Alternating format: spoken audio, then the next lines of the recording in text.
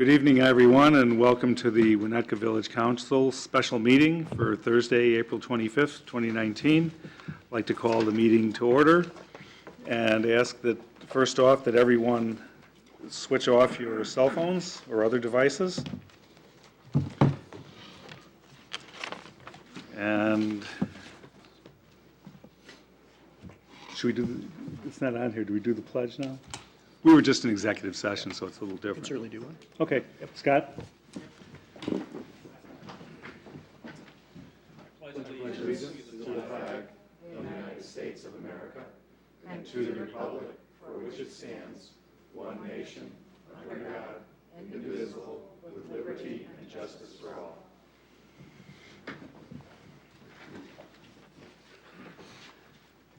I almost feel naked not starting the meeting with that, so. Okay. Got it, okay. You can scratch that comment from the. Okay, our first order of business this evening will be, do we have to check quorums or anything like that? No? Okay, our first order of business this evening will be public comment. This is the time of the evening where anybody who wishes to address the village council on any item that is not on the agenda, they're welcome to come up to the microphone and share your thoughts with us. Would anybody like to address council this evening on non-agenda related items? Seeing none, I will close the public comment section and we'll move forward. Now tonight what we're going to do is we will deal with the plan development ordinance first, and we'll be doing that up here at the dais because there may be a vote required for that. And once that item is completed, we will then move down to the table so we can talk about refuse. So the first order of business is the Plan Development Amendment, ordinance number MC2-2019. We're continuing the public hearing on this. The plan development process was discussed at the December 2018 study session and the March 2019 study session. Next, a public hearing on the proposed amendments to the plan development process was held on April 4th. That hearing was continued until tonight, where we will reopen it to hear one last round of public feedback, discuss amendments to the draft ordinance requested by the council, and consider adoption of the amended approval ordinance. So I think we'll start out with David.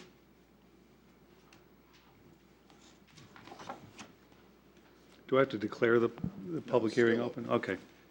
Okay, at your last meeting, you directed staff and the village attorney to prepare a couple of amendments to the draft ordinance. One of those was to change the quorum of the 9-member commission from 5 to 7. And the other change was that with a preliminary application, that an applicant may submit either a three-dimensional model or a three-dimensional rendering of the proposal. And so we've made those two changes. In making the change regarding the quorum, village attorney and village staff talked further about what should it take for the plan commission to favor or to forward a affirmative recommendation to the council on an item. So if 7 members were present, we increase that number to 5, such that it would require a majority of the commission as a whole, not just a majority of a quorum. And so that change has been included in the materials. This is kind of similar now. The Zoning Board of Appeals, in order for them to forward a formal recommendation, it requires a majority of the board, not just a majority of a quorum. So I'd be happy to answer any questions regarding those changes.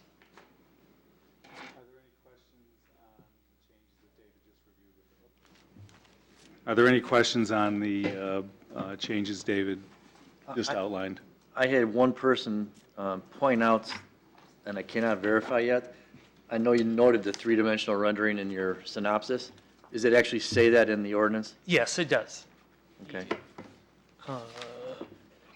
On agenda packet page 26, item number 7 near the top. Perfect.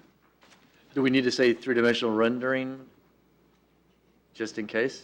It says, or three-dimensional rendering. Unless it's three-dimensional model or rendering. I guess you go further along.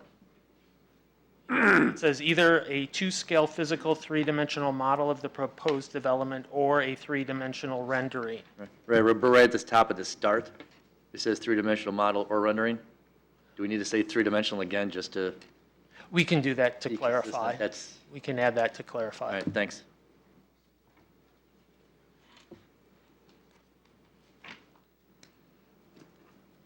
Any other questions? I mean, I have a point that I'll make later. I think we probably have some folks who have for public comment. Yeah, I wanted to, before we deliberate, I wanted to definitely hear what anybody who showed up to speak on this item has to say. So, David, if you want to step down. I'll now open the podium to public comment. Would anybody like to speak on this? Come on up, Wally.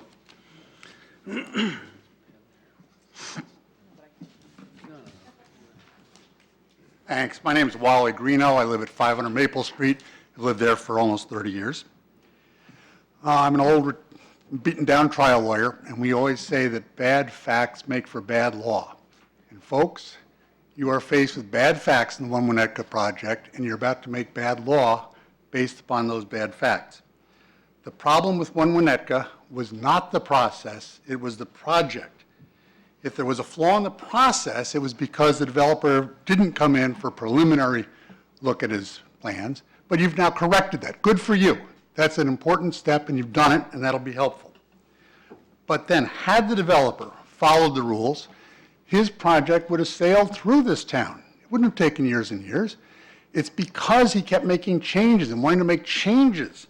That's what slowed it down. But even when he got those changes from you folks from the zoning board, planning commission, he kept coming back for more. Last June, he said, here's my final plans. That's all I need. You approved it. And then instead of starting building, he said, nope, I need yet more changes. Well, you could have called his bluff and said, sorry, you're out. But no, you worked with him. And you said, okay, what are your new changes? Is that all you need? Yeah, that's all I need. You gave it to him. He could have started building then, but he didn't. And now, at least to my eyes, it looks like he never will. So the problem was with the project. It was not with the process. If there were too many hearings and too much time in the village and all residents was spent, it's because of the developer always asking for changes. It's not because you were wrapping up a good project in red tape. It's because you were working with the developer to try to keep a bad project alive. Now, as you may know, 2 requests for very minor improvements to playgrounds at Crow Island School and at the community house are coming up before the zoning board, and then before the planning commission, and then ultimately to you. There is no dispute that these are good projects. There are no neighbors involved whatsoever.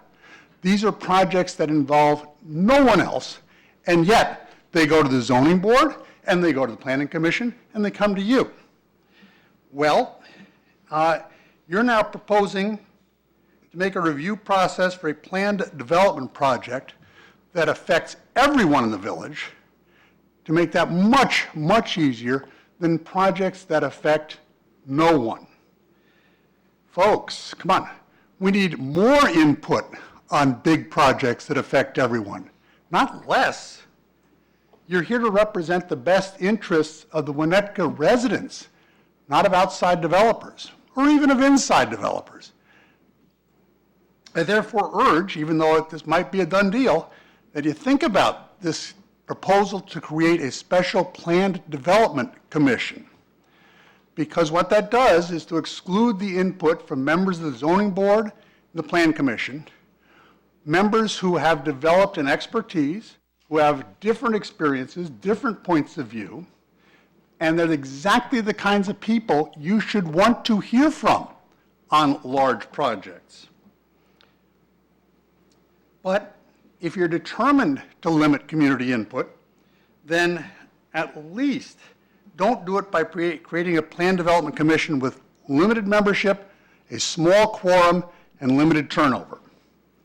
because our biggest projects in this town deserve the support of the entire community. And I don't think you want to create the impression that just a few insiders can control the future of our downtown. Thank you very much for your time. Thank you, Wally. Would anybody else like to speak on this issue?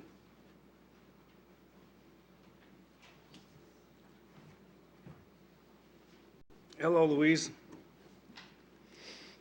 Hi, Chris. Louise Holland, 545 Oak Street. During the time I was village president, there were two 10,000-foot PDs. We had no PD ordinance at that time, but two projects that would have come under the PD ordinance, or now the PUD ordinance.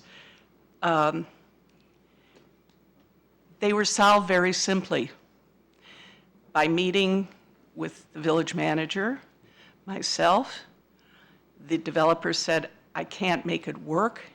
We said, you want a third floor? Okay, just don't loom over Lincoln Avenue. And the result was probably one of the nicest buildings we have in Winnetka, the Galleria. The other building was at the corner of Green Bay Road, Winnetka Avenue. The architect just, no one agreed with his architecture. We put him in a car with the design review board. He drove around the village. He came back with a plan that was amenable to everyone. I agree with Wally. You need a lot of input.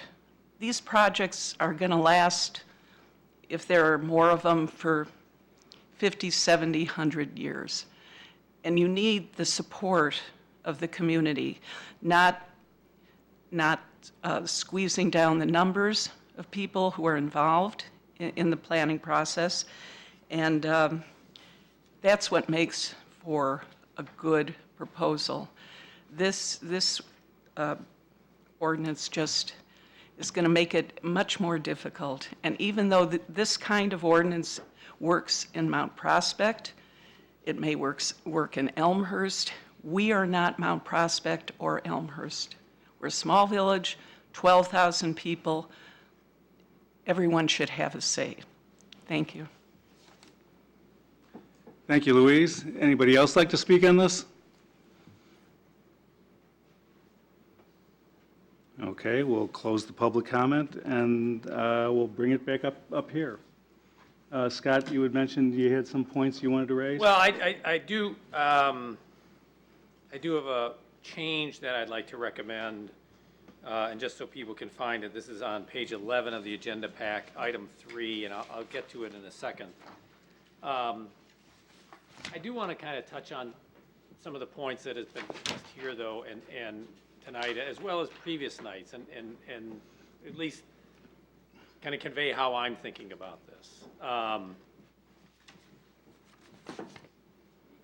I don't feel that this process that we're proposing really, in my mind, has anything to do with One Winnetka, except for the fact that I think One Winnetka pointed out an issue in the plan development process, which is what I touched on last time, which is having sat on zoning and sat on planning, both for New Trier Partners and then for a little bit at the beginning of One Winnetka.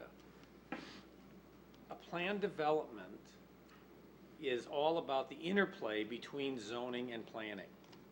And to have two bodies that view those issues in isolation doesn't provide us the best input. So I don't think the issue is one of we need to make the change because One Winnetka took so long. What it pointed out in my mind is I think that this change is a worthwhile one to enable a body to discuss the issue in the context of both those issues and the interplay of both those issues. So that's, I think, point number 1.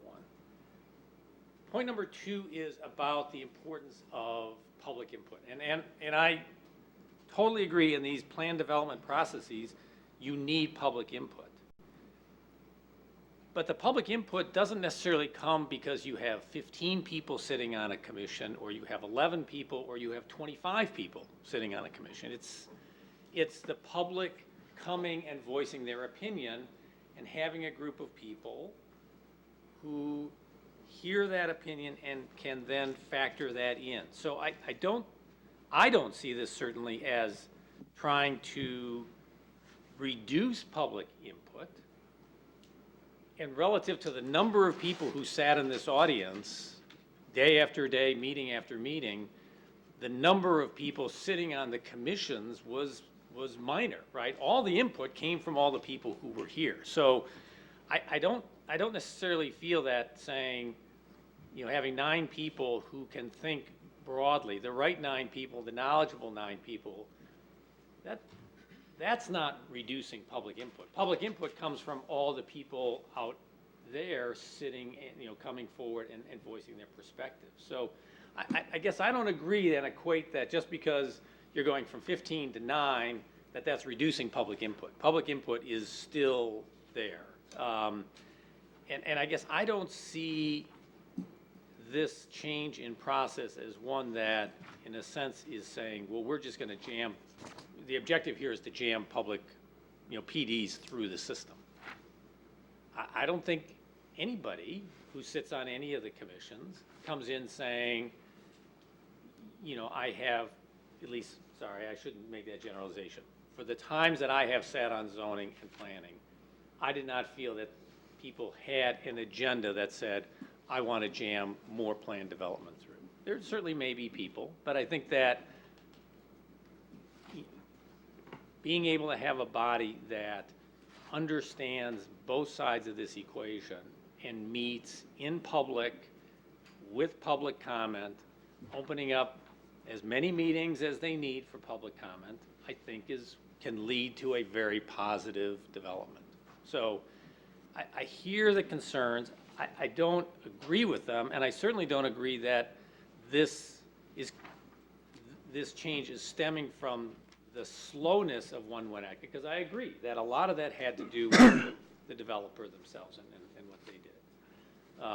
But I think it's the input and the value of the input that comes to this commission, I think is much more worthwhile and helpful if it is in the broad context of planning and zoning combined.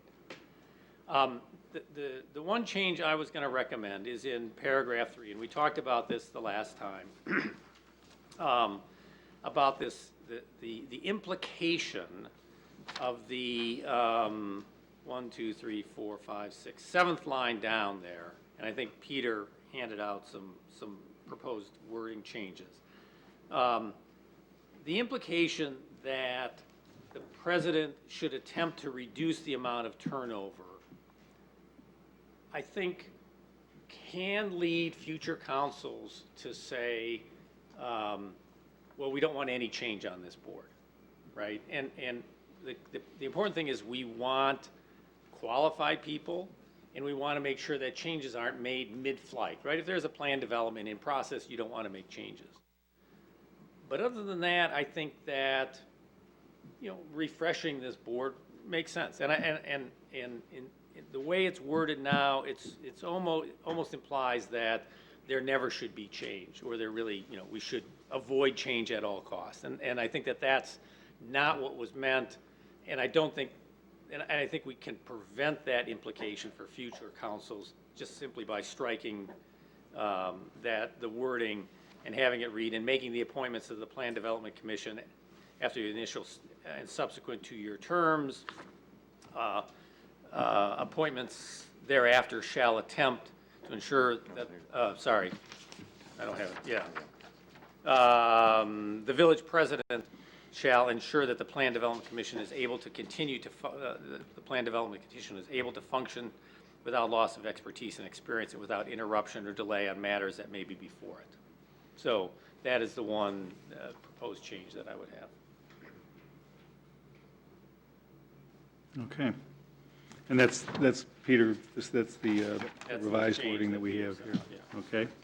Other thoughts and comments? I do. I am bringing back the dead horse to kick a little more, sorry. But my gut is just telling me that this proposal is not yet ready for prime time. And it's not that it's right or wrong. I don't feel that we have completed all of our work to get to a recommendation. I know that establishing a plan development commission has been called low-hanging fruit, kind of as a result of the ULI study. And the ULI study, I felt, was a good starting point for all of our examination of our processes, but I certainly don't think that it was the final answer. And I think that it's important that we look at all these recommendations in the context of our own community.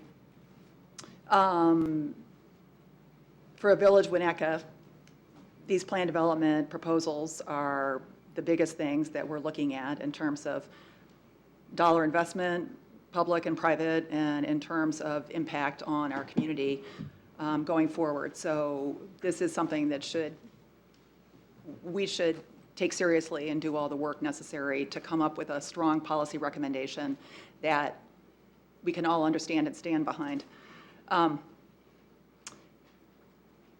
We did, at a past study session, identified our concerns, that there were too many meetings, that the application came in way out of line, standards for the various boards, well, particularly for Plan Commission and Zoning Board, were unclear. The Plan Commission and ZBA weren't sure about their roles, and so the process became fairly mushy. And I think that we are proposing, that this ordinance does propose important changes in terms of training, in terms of strengthening and clarifying our standards. Those are hugely important things in the preliminary review. So I think that addresses some of the biggest obstacles that we did face, that became clear in this particular, our most recent, the One Winnetka application. But I think what we are not addressing is our underlying, at this point, I think this relates directly to our special use process, and I think that special use process and the plan development ordinance are closely related. They aren't independent of one another. To a certain extent, the plan development process is a refinement of what has been our special use process for years. And to Wally's point, that right now the small projects or ones that already have a fair amount of community support have to go through a fairly onerous process. And we have talked about revisiting the special use process as well. But I strongly believe that we should consider them together as a whole. And the reason why I say that is that I think that we need to go back as a community and as a council to clarify in our minds what is the role of the zoning board, what is the role of the plan commission, how are the responsibilities separate? I mean, we've talked about should they be integrated? I don't have the answer to those things, but I think relative to our land use policy and implementation, I think that these are really important questions that we need to address together. And I feel like we're putting the cart before the horse in terms of putting out a new commission when in fact we may be changing the whole process and we may be making this change in advance rather than being follow-on of a consideration of our land use policy process. I agree that there were certainly a lot of difficulties with this past process that were beyond our control in terms of the timeliness of the developer and the many changes made to the plans. And that was, as well as a lack of clarity, I think, going into it in terms of all of the village actors in terms of what everybody was supposed to do. So I'm not sure how establishing a plan development commission would address those difficulties. I don't think that's necessarily the solution to the problems that we've had. And again, perhaps this in the long run will be a good answer, but I don't feel, I can't understand how it is an improvement for our community. It is the fact of the matter that this is what many other communities have, and so there's an expectation, perhaps in the amongst the developer world, that this is the process they understand and would expect us to have. But I don't understand why it is therefore the right solution for us. And again, we have these people on our two commissions whose opinions we value, and we have elevated them to act on behalf of the community in these functions. I personally don't feel it's appropriate to cull that group down to a smaller group for this one commission. If we do go the one commission route, I think that we should invite all members of both to participate. But again, I really feel that we are not ready to make this recommendation. I think we have other work that we need to do first, and that it should be part of an integrated recommendation. So I wish that we would table this. I think we've done a lot of good work. I think we're not ready yet. So my wish would be that we would table the portion about the Plan Development Commission. The rest of it, there's a lot of good recommendations in there for us to consider, but that portion I don't think we're prepared to take on at this point. Thanks, Penny. Any other comments? Yeah, a couple comments. I'm sorry, Wally, I forgot your last name. Greeno. But, okay. A couple items that you pointed out was, totally agree with you that the One Winnetka was not a Village of Winnetka slowdown. It was a developer response time and changes. Totally agree. You brought up the process like a school playground coming through. If they were to follow this new PD, it would actually be a longer process. So the PD now has a minimum of 2 Plan Development Commission meetings before approval. So there's 2 of those for sure. Pre-application meeting with the zoning administrator, a concept review with the council, and a separate DRB. So it's not really slimming down the process. I do think it's good to have the planning commission boards together so they can interact, like Scott Myers mentioned. And I do support this going forward. Great. I agree with what Scott and John said. I also agree with Louise and Holland on one basic point, which is bad or challenging developers are still going to be bad or challenging developers in the future with this or with anything. And actually, I really like the story about the 2 beautiful buildings that we have when we had no process. And it was done with a village manager and an attentive president. So I think that ultimately, if we were trying to make law based on this case, it would be a dumb idea. And if anyone believes that we think we're protecting ourselves against not good developers in the future, we're not. It's not the intent. This is all about improving and streamlining a process, which frankly had me scratching my head. And I am a lawyer, and I've looked at what it is we've tasked our planning and zoning people to do on these things. And frankly, I have yet to hear anyone articulate a clear distinction, and it was endlessly confusing. So I think we've enhanced and actually added to the process a number of points. I think to Scott's point, I think the combined team will be good. We have increased the quorum based on the concern about the size of the quorum, so I think that'll be helpful. And if it turns out that this is not good, I would encourage people to stay engaged and change it again, right? We're not writing anything in stone. And I think, the resistance sometimes that we struggle with to kind of, tweak things and see if we can make it a little better leaves us, it's like we're seeking the perfect. And what we'd had in the confusing standards was not good. I'm just going to be blunt. It was not good. No person who reads English would understand what the words on those pages meant. So that's my beef with it. It's not a desire to see bad developers fly through here because they won't. So, but anyway, I appreciate the comments. And so, yeah. Ann, anything? I think others have said what I think much better than I can, so I won't add to the time. Bob? Of course. With the views, I think everyone sort of knows where this is going. A few weeks ago, commented that I was opposed to this. I'm still opposed to this. Just a couple, Scott, you know, I respect Scott immensely, but I think the issue on public input is not necessarily just all the people from the community. The public input is also the people on the commissions. And I don't know about the other folks around here. I think you all read, when there are projects that come up and David puts in the minutes from the zoning board or the plan commission, I read those. And I want to know what people are thinking on those different commissions. I want to know the people that dissented. I want to know pros and cons, the people that were in favor of it, because I think that informs the people up here in terms of decision-making. And the more, the better. And, you know, Andy, I hear what you're saying on this, but to say that if it doesn't work, we change it. If it doesn't work over there. To be clear, I think it's going to work. Okay, good. I'm sure. But I mean, if it doesn't work, and it doesn't work on the post office development, there are only 5 or 6 of these that are going to come down the pike.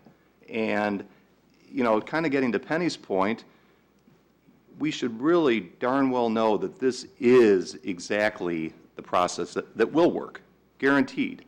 And because we are taking out the comments of not quite half of the commissioners that we entrust on these commissions.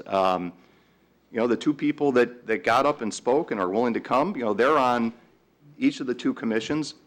I don't know if they'll be on the Plan Development Commission, but I want to know what they're thinking on these projects. I mean, I can go bump into them on the Village Green, of course, but, you know, I want them to be out there in the public expressing their opinion. So, you know, we're reducing the expertise that we have sought for these commissions for the most important projects that we're ever going to have in this village, and I don't understand why we would do that. The process should absolutely be rigorous. You know, I don't think we're doing this to make it easy for the developers, but this is definitely streamlining it for the developers, which may be a good thing. But we really should be acting for the benefit of the village, not the developers. And it should be rigorous. It shouldn't be burdensome. It shouldn't be overly financially burdensome to the developers. We wouldn't want, I mean, you know, maybe we ask too many renderings or whatever, and too many plans for each meeting. You know, there are ways to slim that down. But we don't have to have as many meetings as we had in One Winnetka. There's no question about that. A good project would flow through very quickly. And I think that the preliminary review that we're going to have coming out of this is a great idea. That's going to resolve a lot of issues, I think. But to not have the safeguards, the guardrails that we have from the input of all these commissions is disappointing to me. So anyway, I am not in favor of this. Can I just make one comment about my esteemed colleague? Yes. So in my mind, I think it really comes down to the question of the number of people on the commissions reviewing something versus what I'm going to call the integrated thinking, right? Because with zoning and planning, you're kind of saying, okay, this is your lane, you zoning commission have to think about it in this context, right? I guess, and it came up at one point, oh, let's just combine both bodies, right? Well, I think the comment was made accurately, okay, you're going to try and run a 17 or 18 person commission that's a little bit unwieldy. So it really kind of comes down to the trade-off of, can you get the right amount of input from people, diverse input, not only public input, but input from commissioners, and the integrated input. And I guess the way I look at it is, with 9 commissioners and the public input, you can get the diversity of input with integrated input. And I think what you're arguing, and I want to put words in Penny's mouth, is the quantity of commission input is more important than maybe the integrated input. Well, you know, there may be some duplication between the two boards. I don't deny that. And so on the 5 or 6 projects in the history of this town that will be coming down the pike, planned developments, personally, I don't mind having some of that duplication. I don't mind having some of the pros and cons, the issues debated rigorously so that the people up here ultimately make an informed decision. And so I don't view necessarily that the duplication, to be, just a horrendous part of the process. I think that, some of the confusion with the One Winnetka process is that the issues were so enormous that, each commissioner, had an input on this, they had a view of it, and, maybe they were talking to the same issues, but they were important issues to debate. And I think with every meeting, I think the project actually got better along the way. So I think with these big projects, the more, the better. If the process is, can be improved, we can improve the process. Or what Penny is saying, you can improve the process as it is, keep the commissioners in place, get the full input, and have it work. But, so. Okay, thanks, guys. I'd like to just wrap this up real quick. First of all, Wally and Louise, I'm really sorry that you don't support this, because I respect both of you tremendously and have learned a lot from you over the years on how things are done in Winnetka. The one thing that I think everybody is confused about is the One Winnetka impact driving this particular conversation and this decision, which in my mind it is not. This was raised by ULI before David Trandell even knew the property was available. It was discussed and recommended by the, what was that thing, the Downtown Master Planning Group? It was talked about with great regularity in those groups before David Trandell ever came forward with his project, that there was a sense, and I was there for the original New Trier Partners process, and saw how poorly the process worked the first time around. Regardless of anybody's feelings about that project or this one, it didn't work. And the reality of it is that rather than devolve, Louise, as you might put it, to the Mount Prospects and the Elmhursts of the world, most communities, and I mean a majority of the communities out there, once you get outside the bubble, have eliminated planning and zoning and gone to a single commission for everything. Everything. And I experience this day in, day out, that now planning and zoning commissions are the norm in many, many, many, many communities.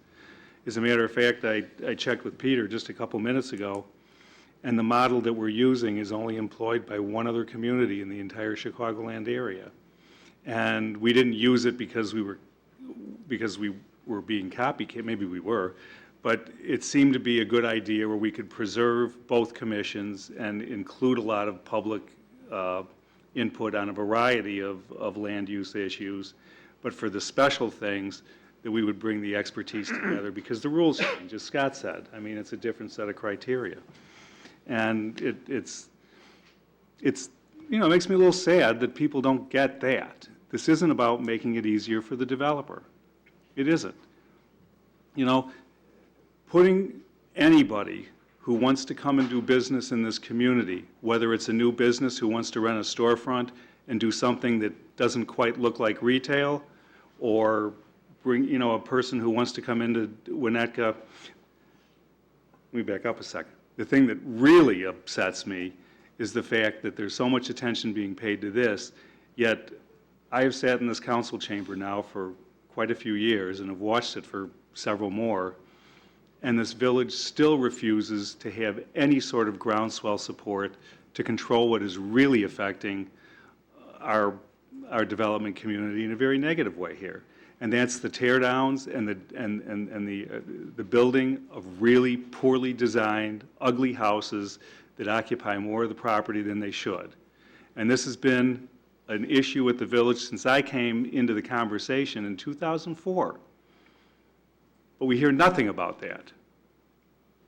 So, And to me, that's a much greater impact, because now how many demolitions have we had, Rob, in the past? It's a ridiculous amount. I mean, it's like 30% of the housing stock?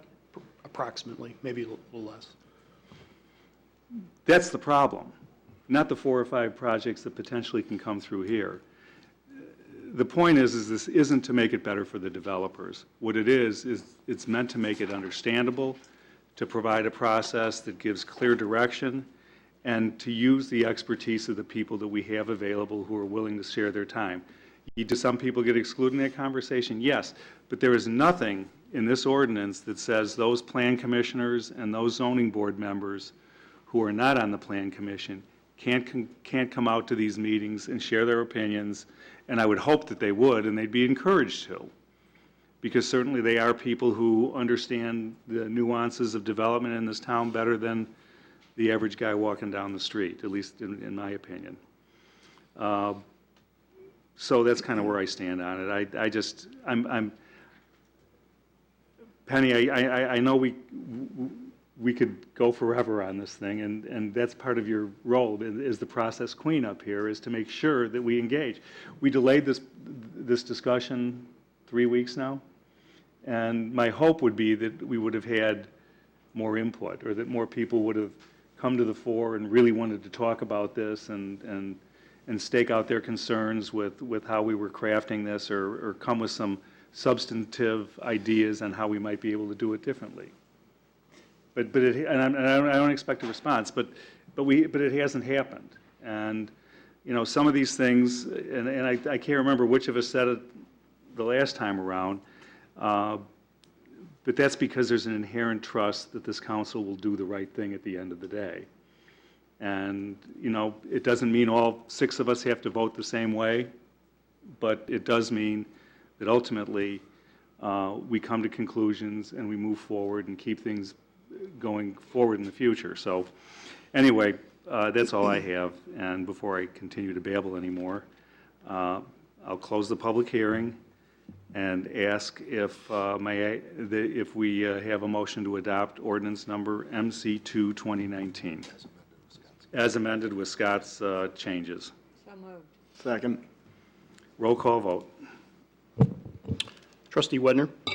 Trustee Kripe? Yes. Trustee Swerk? Yes. Trustee Lampier? Trustee Myers? Yes. Trustee Dearborn? No. Carries. Motion carries. Thank you. Okay. Now we'll move down to the table to talk about the scintillating subject of refuse removal.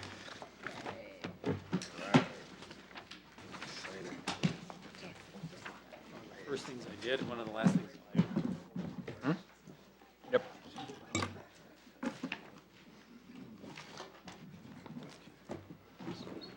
Yeah.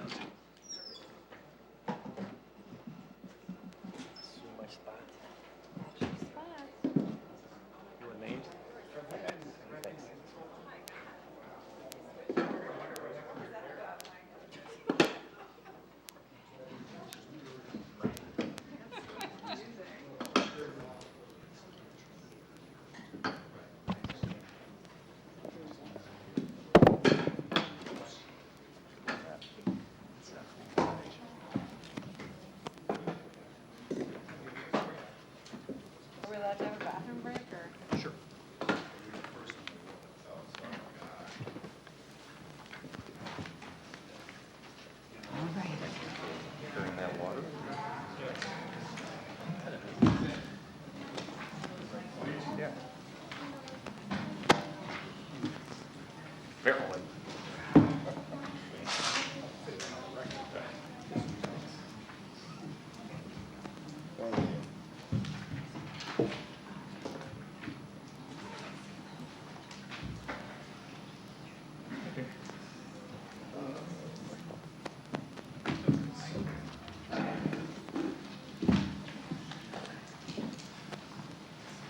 We'll give Ann a second to find her way back here.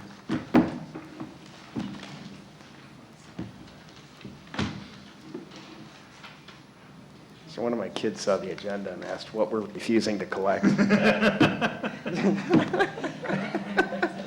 done. The wisdom of the I'm like, I I can't explain it. It's too complicated.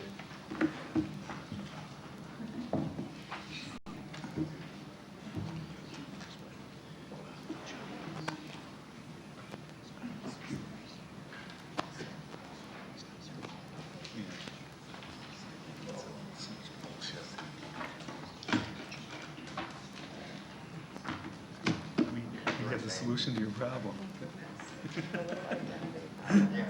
Uh-huh. All right, we all good here? Oh, where'd Penny go? I'm right here. I just Oh. don't like sitting with my back to everybody. Sorry. Okay, we're still in session. Item number 6 on the agenda, page 40 in the packet, refuse collection evaluation. Now that funding for refuse fund has been shifted from property taxes to user fees, the council will now focus on potential efficiencies and service changes to improve customer choice as well as reducing operating costs. Steve, before I turn it over to you, I just wanted to mention, is this thing on? Pat, I can tell you're not happy, so.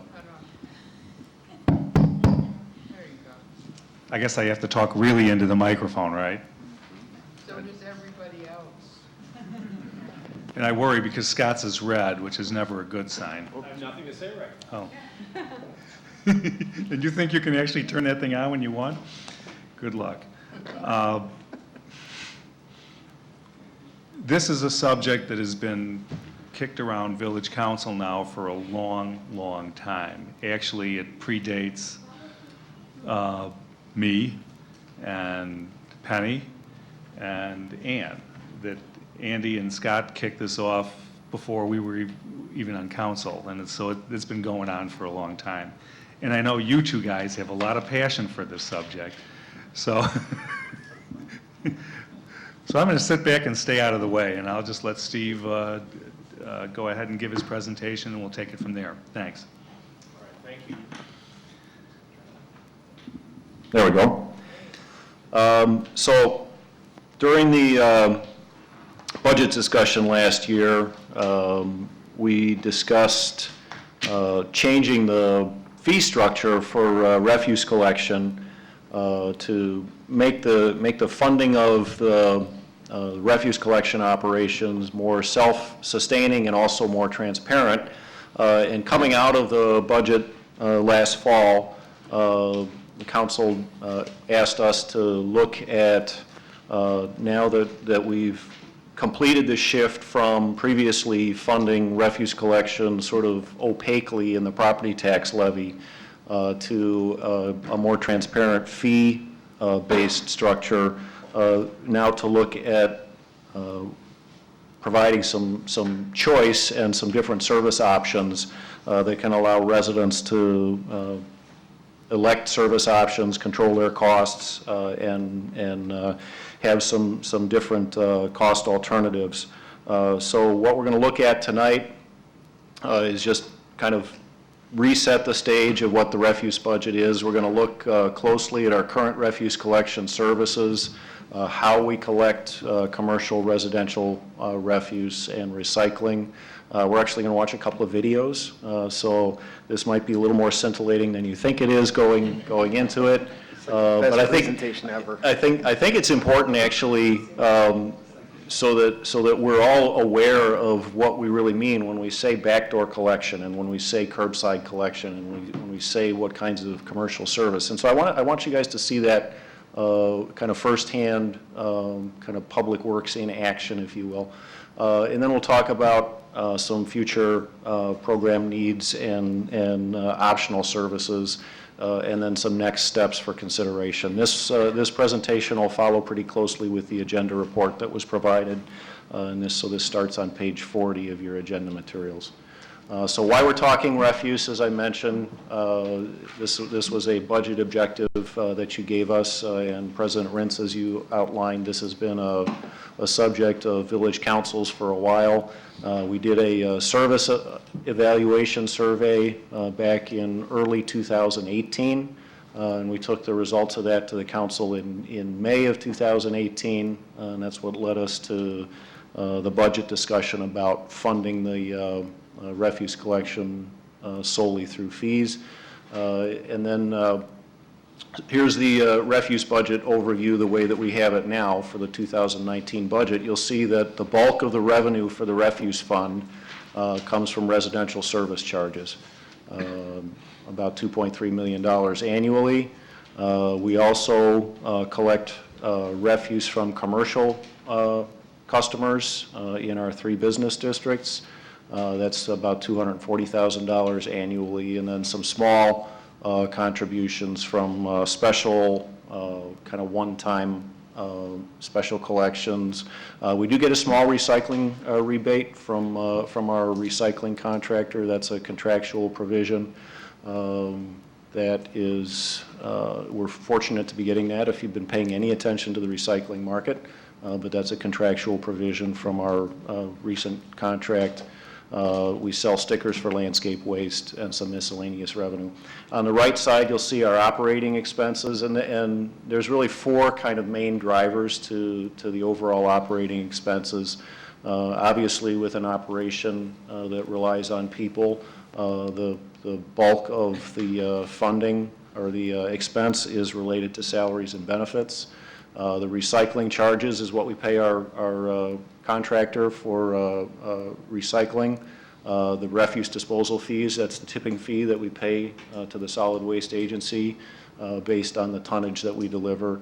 And then vehicle maintenance and expense, fuel, operating expense, et cetera, for our collection fleet are the main cost drivers. We do carry a depreciation item to reflect the fact that we have to refresh our fleet from time to time. We have about a 10-plus year life cycle on our equipment. So we carry that depreciation item to reflect the fact that capital expenses are one-time expenses, but we want to make sure they're covered in the operating expenses. And you'll see that the fund is balanced between revenue and expenses within $100,000 or so. So the service that we provide, we collect commercial refuse from the 3 business districts 7 days a week. We don't collect every stop on Saturdays and Sundays, but there's some high-volume stops with organic waste, restaurants, grocery stores, things like that, that need 7-day collection. We do residential collection from the back door, and you'll see exactly what that means in the video. We actually got a colorful description of that from an employee exit interview a few years ago. He called it hide and seek with garbage cans. And when you look at the video, you'll see why.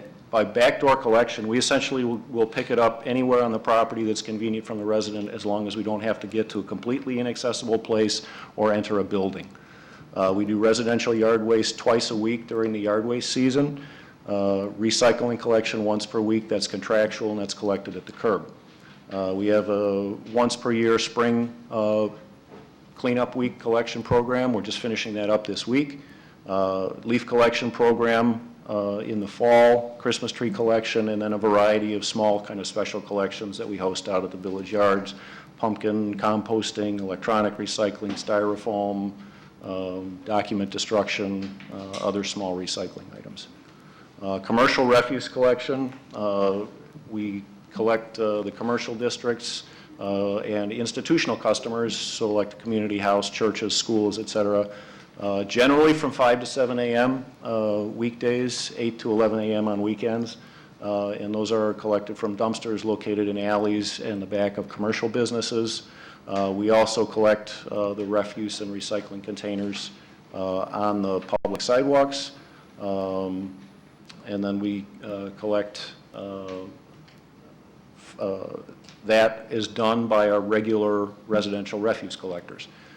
So they work a 4 10-hour day week. They do the commercial collection at the beginning of the day, and then they go into the residential areas after 7 a.m. On Wednesdays, the supervisor and a temporary worker do the commercial refuse collection. The residential collection, we collect once a week. That's backdoor collection. You'll see what that means. Residents are allowed 2 37-gallon containers. A 37-gallon can is like a standard kind of rubber garbage can that you'd get at Home Depot. 2 of those per week. We have an optional service for a second collection weekly. We collect residential yard waste twice a week at the curb, so that we can't really get by with once a week if somebody cuts their grass on a Saturday and we don't get around to picking it up on a Friday from those paper bags, and it's rained once or twice during the week. Nobody really wants that. So we collect residential yard waste twice a week, and then special collections for large bulk type items. And then the recycling-based level of service is once per week collected at the curb. So I'm going to show you a video of our residential refuse collection, and a couple of things to keep in mind as you watch this video. This is filmed on an absolutely bluebird perfect sunny day. So it's like the best possible day you could do refuse collection. So keep in mind some of the things that you're watching, and put a rainstorm on there, or below zero weather, or 6 or 8 or 10 inches of snow on the ground, and just keep that in mind. So let's, this played this afternoon, there we go.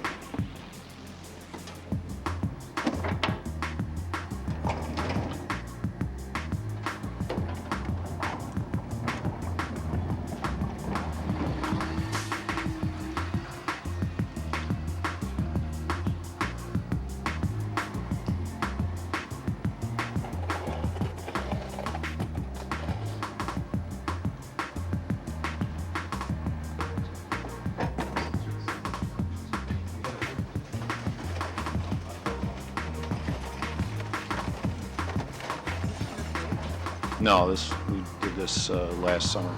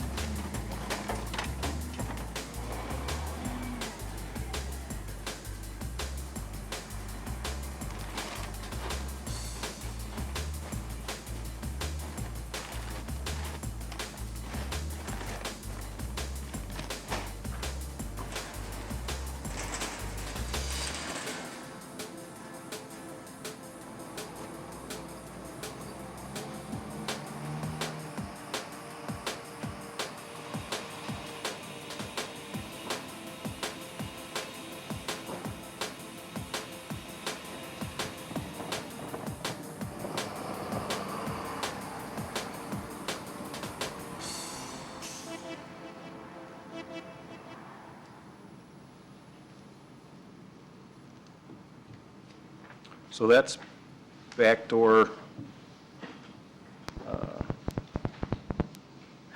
computer froze up, sorry about that. All right, let's see how we can make this. Next, he's going to see if the trustees can pick up a cannon. Oh, lovely.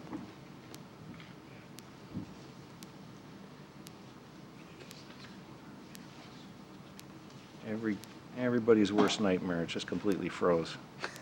So let's see what I can do here.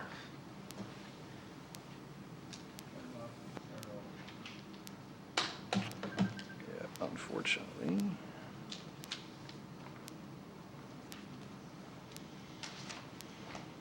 All right, give me a minute here, I apologize, because I've got a completely dead computer here. Yeah, I'll, so there's another video that I wanted to show for the recycling collection that illustrates the difference between curbside collection and backdoor collection, but obviously if it's going to freeze up, we're just having to skip that. So the next slide, number 10, is a refuse collection route map. You'll see that we collect refuse on 4 days, and we basically have divided the community up into horizontal east-west slices. So north of Tower Road, between Tower Road and Pine Street, between Pine Street and Willow Road, and then everything south of Willow Road. So the green area is collected on Monday, with an alternate day on Thursday. Yellow is Tuesday, Friday. Blue is Thursday with the alternate day on Monday, and red is Friday with the alternate day on Tuesday. Let me try one more thing here.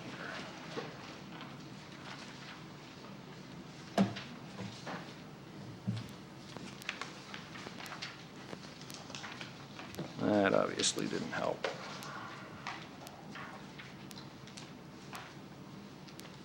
All right, so we'll just have to work off the paper. I apologize for this.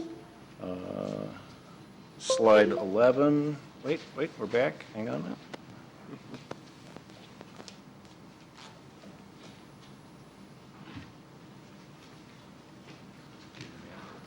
Genius. All right. Okay. I will actually drop back then, and we'll show this difference between curbside collection and hopefully this will work.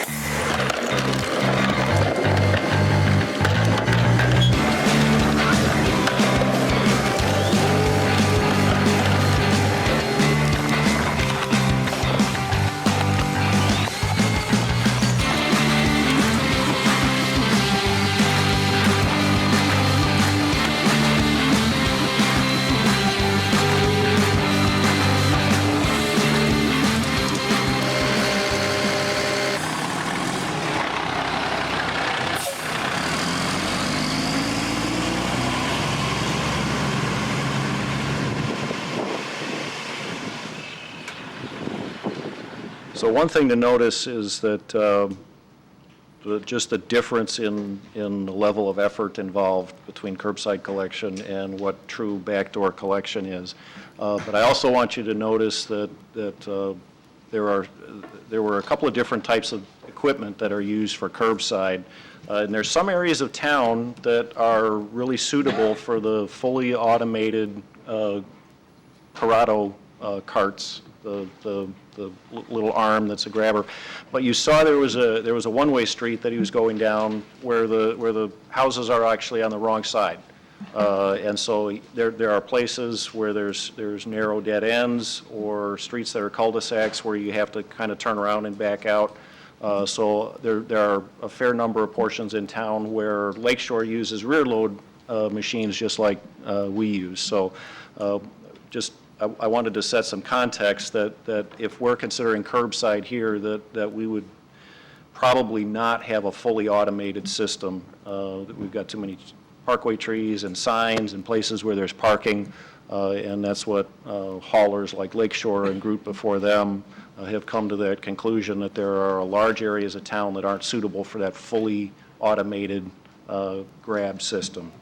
But nevertheless, even just a rear loader curbside versus back door, you can see the difference in terms of efficiency and speed and labor intensive.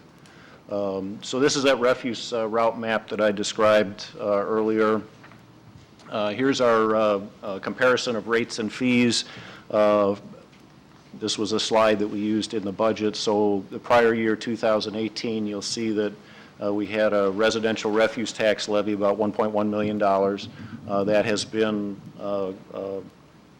eliminated, and we went to a strictly fee system. So our base, once per week, full back door, 2 cans, is $45 a month. Twice weekly service is an additional $50 a month. And then refuse stickers, commercial collection rates, special refuse collection, et cetera, are shown there for total revenues of about $2.7 million. So some possible modifications for consideration. The commercial refuse collection operation, that takes about 20% of the time for our collection, produces about 20 to 25% of the refuse by weight. If we were to consider outsourcing that portion of the operation for commercial and institutional customers, we would be able to have our crews start working at 7 o'clock instead of 5 o'clock. There's 2 ways we could go about that. There's an open market approach, which is fairly quick to accomplish.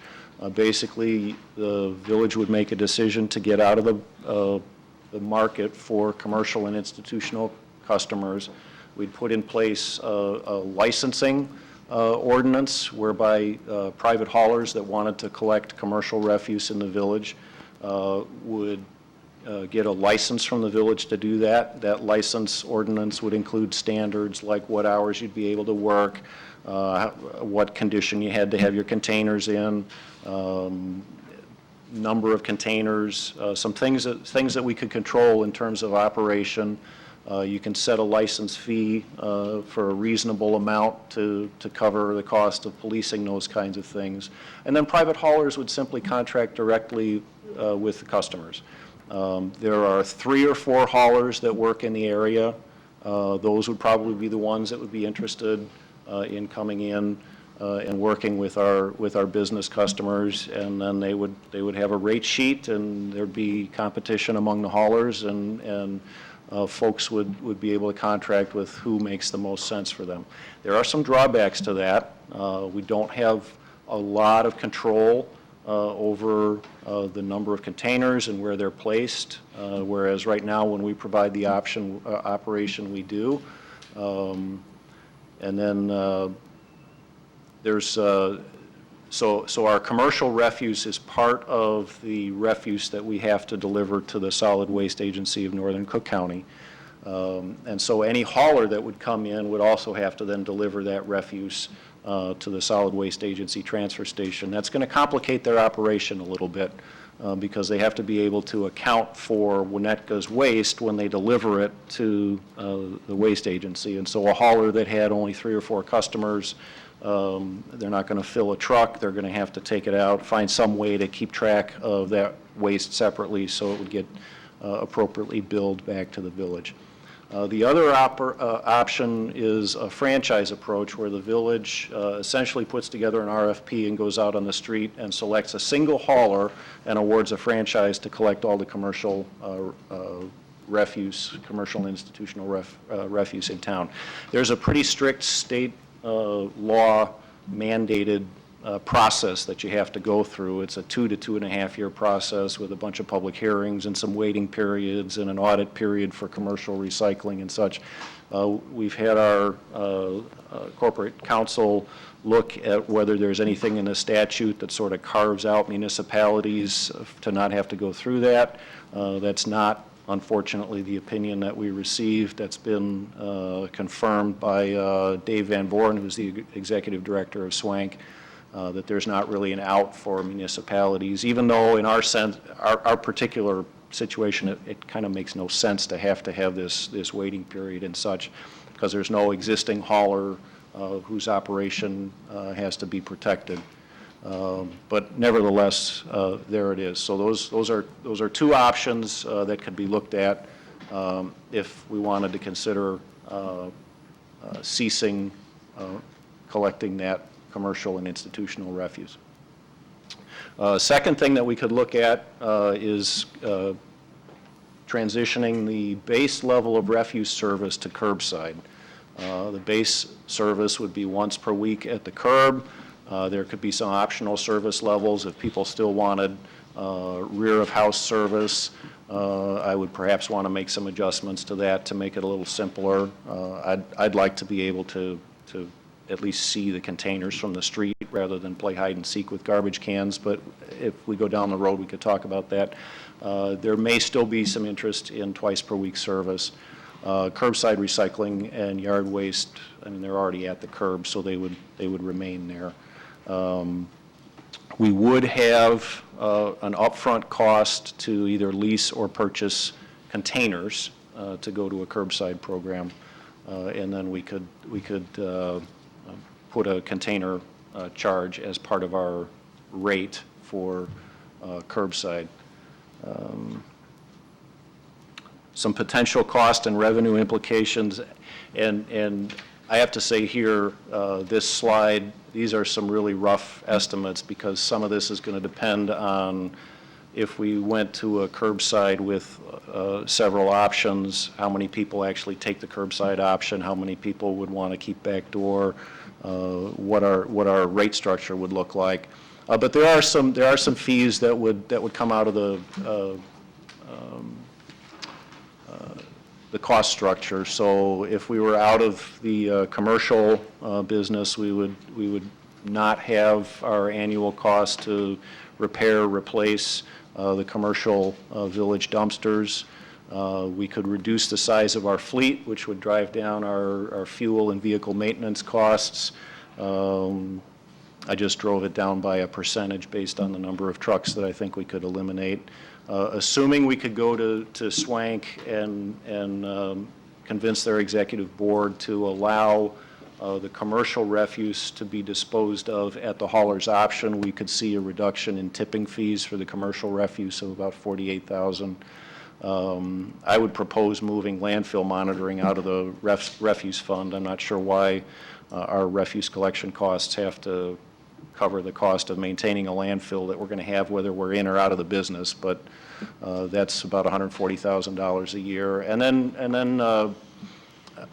kind of a conservative estimate would be reducing headcount in the refuse fund through attrition, moving refuse collectors to the Public Works Department and then not refilling positions as folks retire or move on.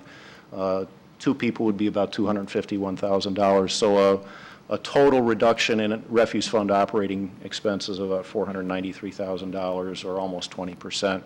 We would have an offsetting revenue reduction if we got out of the commercial business.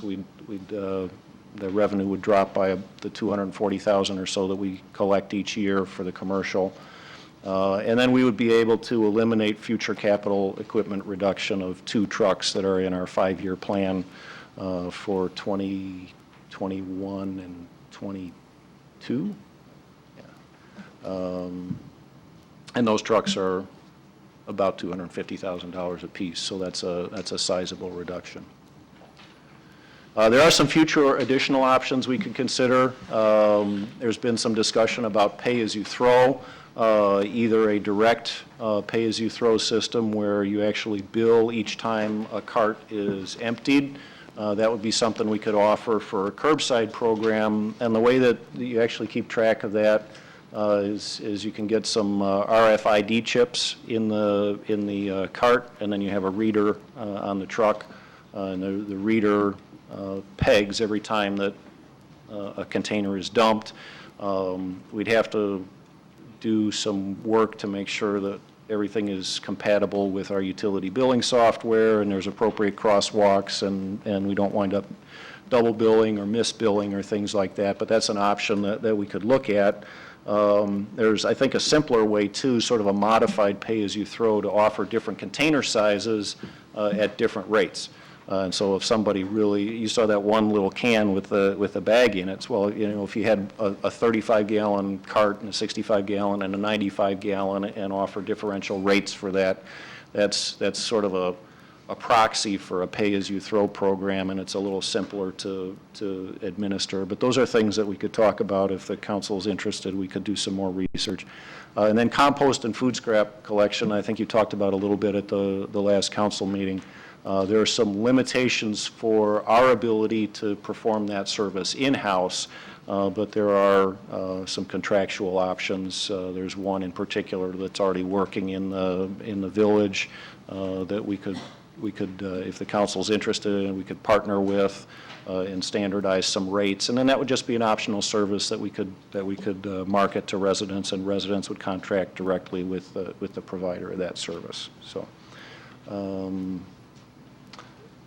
So some next steps for your consideration, just kind of on a big picture, whether you want to move forward and look at some of these things. Does the council wish to discontinue in-house commercial and institutional refuse collection? And if so, which of those 2 options would you want us to pursue, open market or franchise? Does the council want to consider changing the residential basic level of service to once per week at the curb with other options? And then do you want us to look at specific options and costs on a food scrap composting program? And with that, we can take any questions and further discuss. Can I ask a question? So, Steve, that's excellent, by the way. Great presentation. Thank you. But I had a question. The only part I didn't understand from the pre-read and also from your presentation, if the commercial stuff goes out, the businesses are contracting directly with garbage pickup. Right. Therefore, we go down to 40. But then the coordination between garbage trucks going through the alley, like you could potentially have a whole bunch of different trucks servicing the same business area on the same day at the same time. Would you have a congestion problem with that? Possibly. That's one of the items that you lose control of Okay. with an open market approach versus a franchise. A franchise approach, you're working with a single hauler. When you put the franchise RFP, you can put in all kinds of scheduling, number of trucks, number of containers, color of container, all those things can be controlled So which much do more you- tightly. Which do you prefer out of those 2? I think we get a lot better control with a franchise approach. I think that would be a better fit.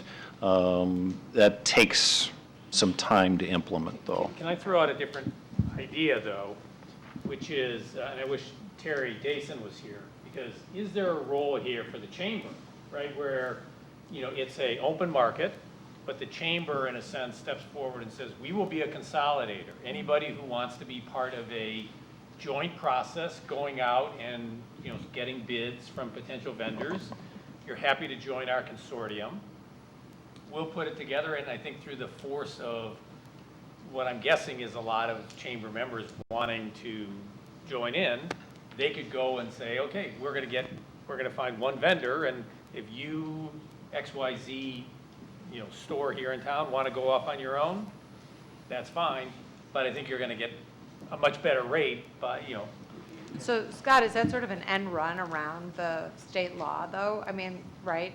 That would be my only question. I totally agree with that. I think that's super smart. we're out of it. I'm just saying, a conversation with the chamber about would they be willing to step forward. They're Right. not a governmental entity. They're advocate for business. I think it's a role for them that they could take, and we could still put forward an ordinance saying, here are the standards that you have to abide by. You can't pick up garbage at 4:30 in the morning, et cetera, et cetera. How you write your license. Yeah, right. What is the cost difference of what Winnetka charges now versus what another vendor's going to charge? Is it going to be more? It varies. So our current rates, I've looked at the commercial rates for a couple of communities around, and our current rates are very similar to the rate sheet that is for example, the Highland Park franchise. If you pull up their rate sheet and you look at our rate sheet, you'll see we're within a few percent for the same array of services. What I don't have a good handle on is an open market type thing where the costs are just negotiated between a business owner and a hauler. I don't have access to that kind of data. But where franchises are, the village's cost structure or billing structure and the franchise agreements are very similar. Would we be more exposed to labor disputes and not having garbage picked up with an outside source?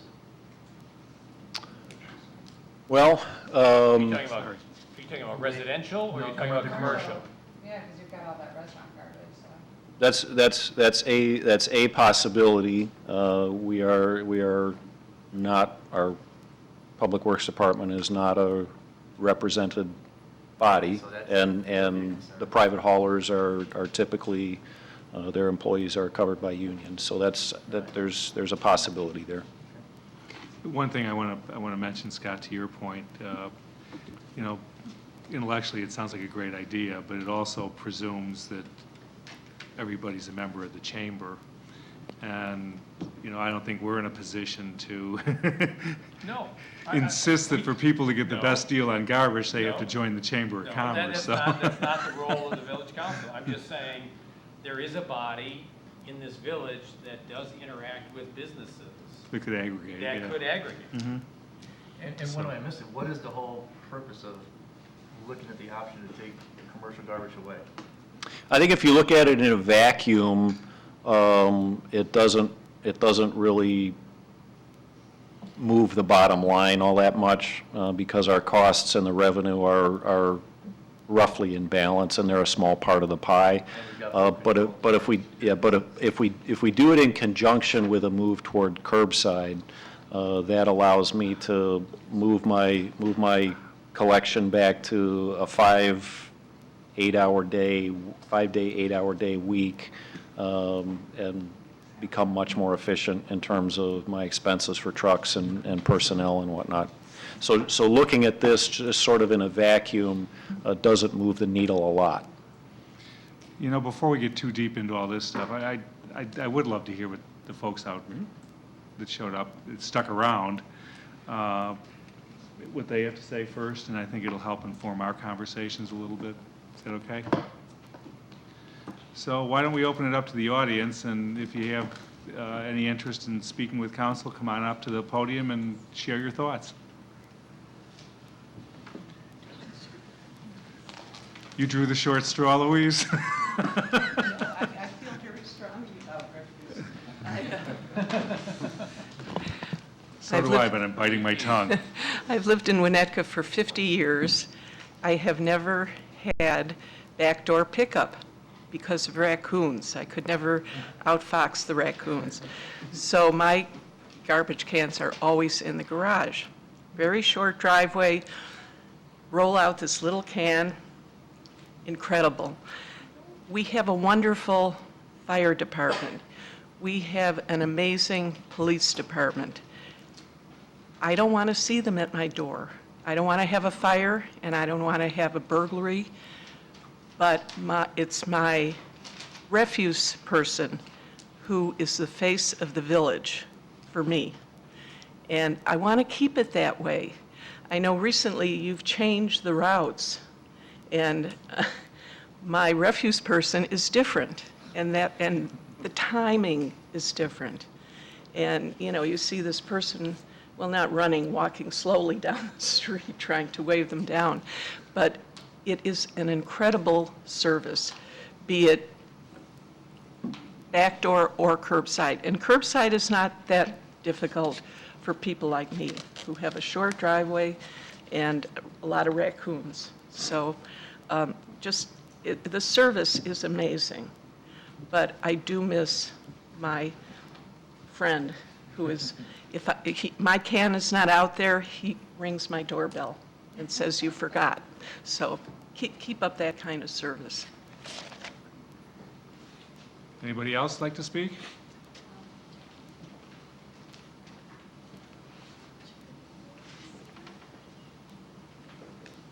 Hey, Chris.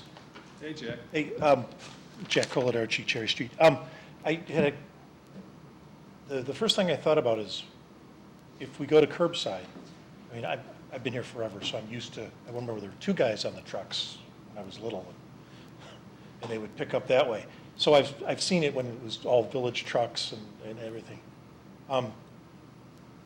So I don't know what to think about it, but one of the things I was thinking is that if you have cans out for recycling, and you have cans, and you have yard waste out for another day, and you have trash cans out for another day, there's a chance of having 3 days with garbage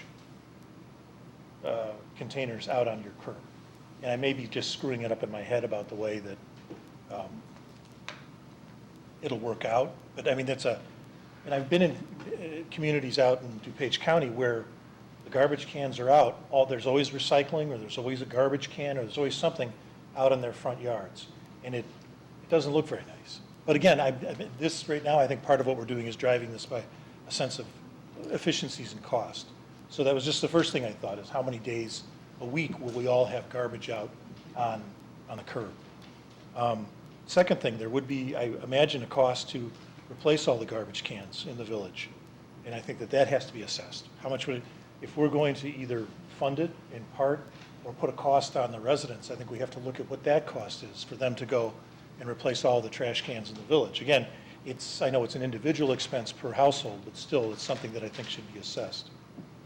And then the third thing I was thinking is that I think maybe having the chamber contact the businesses and having their direct input, have them be questioned, and then have them give input for what they would want to see happen, I think would be important to do before the council were to go further, simply because there's a lot of proposed changes here which could significantly impact the businesses, and it would be good to at least know what they were thinking. Okay, thank you. Thanks, Jack. Come on up. Thank you. Joan Farragon, 1230 Lindenwood, Winnetka. Winnetka has always been proud of the fact that we are in the forefront of new and innovative things. Many villages now have composting, and I think it really is time that we get in on that too. It's not a big deal, shouldn't be a big deal, but it should be something we offer. Thanks, Joan.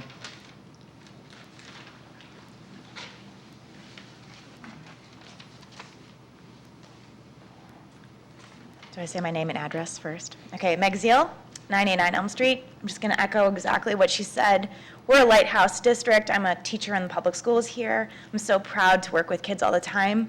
I really wish we modeled best practice in every way. And composting is such an obvious way to model best practice for our environment. When I think about the commercial district, I'm just wondering about all this food that these restaurants are dumping in these, what an opportunity to recycle. I would really hope that the district and the community and our trustees make an effort to really facilitate and expedite the composting process. It's so easy to do. I've started just taking my food scraps and bringing them to our school because our school is piloting a composting program.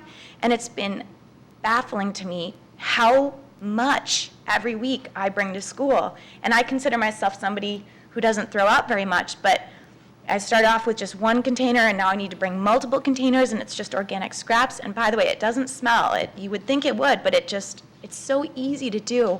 And I would love to model this for our children, and I would love for our community to get on board with something that really, we should have been doing already, and it's not too late. And I really hope that this becomes a priority. Thank you. Thank you.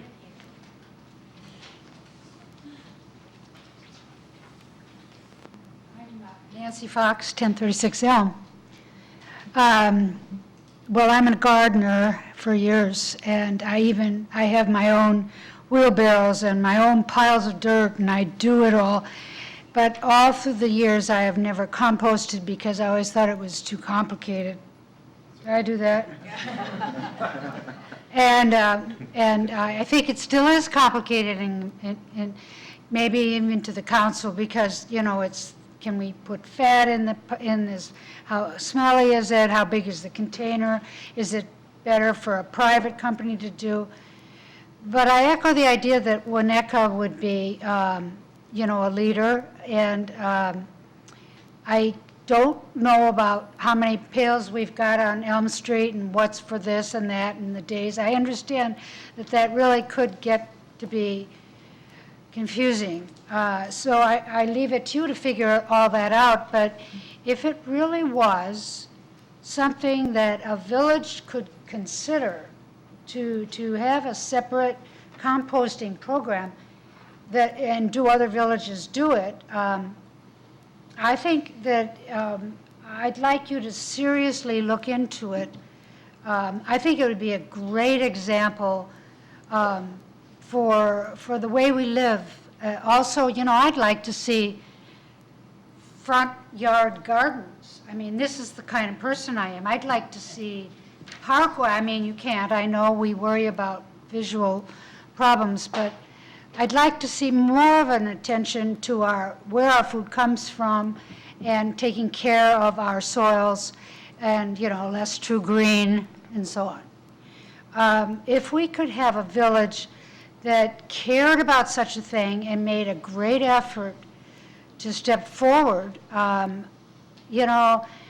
when I leave the village, which is now rare at my age, I give thanks that I'm a Winnetka Village person every time I come home from an exhausting trip somewhere. I really don't leave the village. And I'm so proud of it, and the quiet way we live. This would be really cool. I grow a lot of vegetables. When I lived out east, my kids had a farm stand, but I lived in a suburban area. And more people are getting the joy of this. So I hope it's not too complicated. In my mind, it is. Thank you. Thanks, Nancy.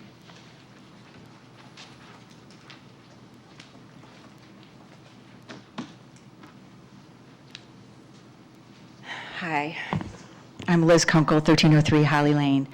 I want to start about the refuse recycling sort of discussion in general. As some of you may know, I think we need to change the whole system and move away from thinking about waste collection to waste diversion. The whole system is based on garbage, period, and it shouldn't be. It just shouldn't be. It's the wrong focus. We need to focus on keeping items out of landfill. How can we reuse them? How can we convert them into energy potentially? How can we save them from landfill? Not waste them. They go to landfill, they are wasted, and they are potentially a resource that we can be using in lots of different ways. So for me, the whole discussion is about reworking and rethinking the whole system. And I know that's a big issue. It's not easy, it's not quick, it's not going to be answered tonight, but that's my goal. I don't want 2 garbage cans a week. As you all know, I produce way less than that. I think I just think that's the wrong structure. It should be, most of us anecdotally use multiple recycling bins. We don't need multiple garbage cans. Everyone anecdotally, everywhere I hear, everyone throughout the village tells me, I have more and more recycling and less garbage. And that's not even getting to the compost issue. It's just when you start thinking about even let's break it out more to traditional recycling, the sort of what's collected curbside, paper, glass, cardboard, aluminum, plastic, hard plastics, but then all the special collections that we get. When you get into that, you reduce your overall volume of waste that goes to landfill exponentially. And so that's what I want to look at, is how we incentivize that proper behavior to reduce our waste in the first place. That, to me, is what being a good citizen and caring about our village is all about, reducing our waste. We're not a garbage can. And I feel like the whole world, overall, because our system is focused on garbage, it means we're treating the world as a garbage can. This whole idea of, like somebody said this to me years ago, when you throw something away, there is no away.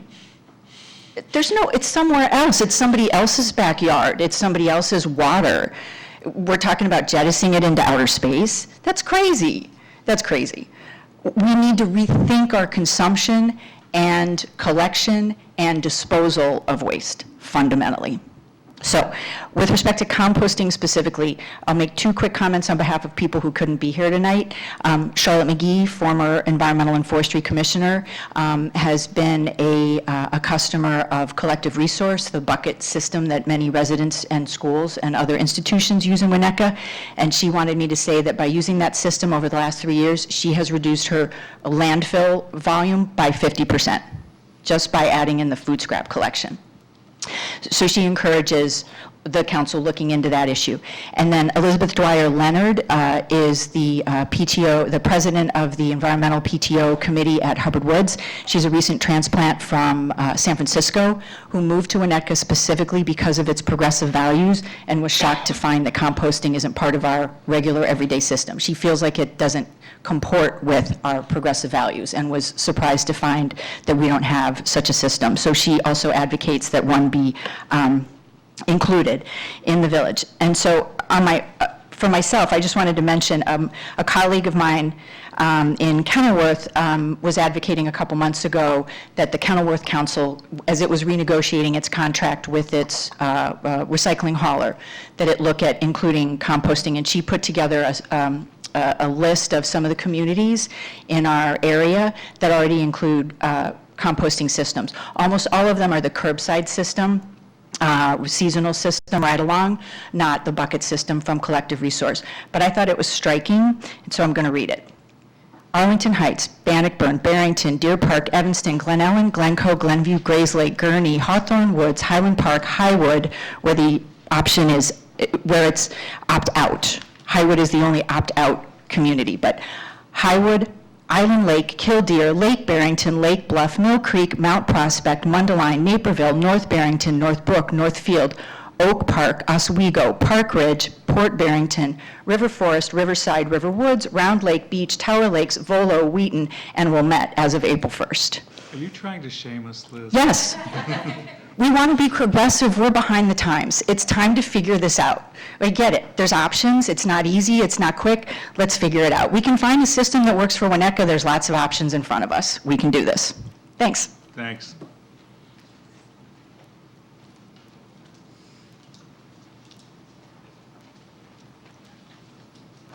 Hi, my name is Jessica Bolivar. I live at 538 Meadow Road. Thank you for having me here today. I actually work in the sustainability and architecture area. I've lived in Winnetka for about 2 years now. And it's incredibly important for me as a person who's passionate about sustainability and also our future. You coming up with me? To make for composting specifically. So my son actually, for the last week, has been talking about recycling in school for Earth Week. And so when I mentioned I was interested in coming up to talk about composting, he decided he wanted to come with me. I don't think he's going to do that again, but he decided to today. And so I think composting is incredibly important, I think, from both the discussion about where we are with recycling in the next 5 to 10 years. We don't necessarily know what's going to happen, especially when countries like China are no longer accepting the recycling that we have in the past. And so I think it's important from an infrastructure perspective as well as for future generations. I think it's incredibly important to show the next generation how important it is, to Liz's point, to make sure that we're treating our resources in the best way possible. I look forward to additional conversations later about EVs and other opportunities, but thank you for your time today. Thank you. Thanks, buddy.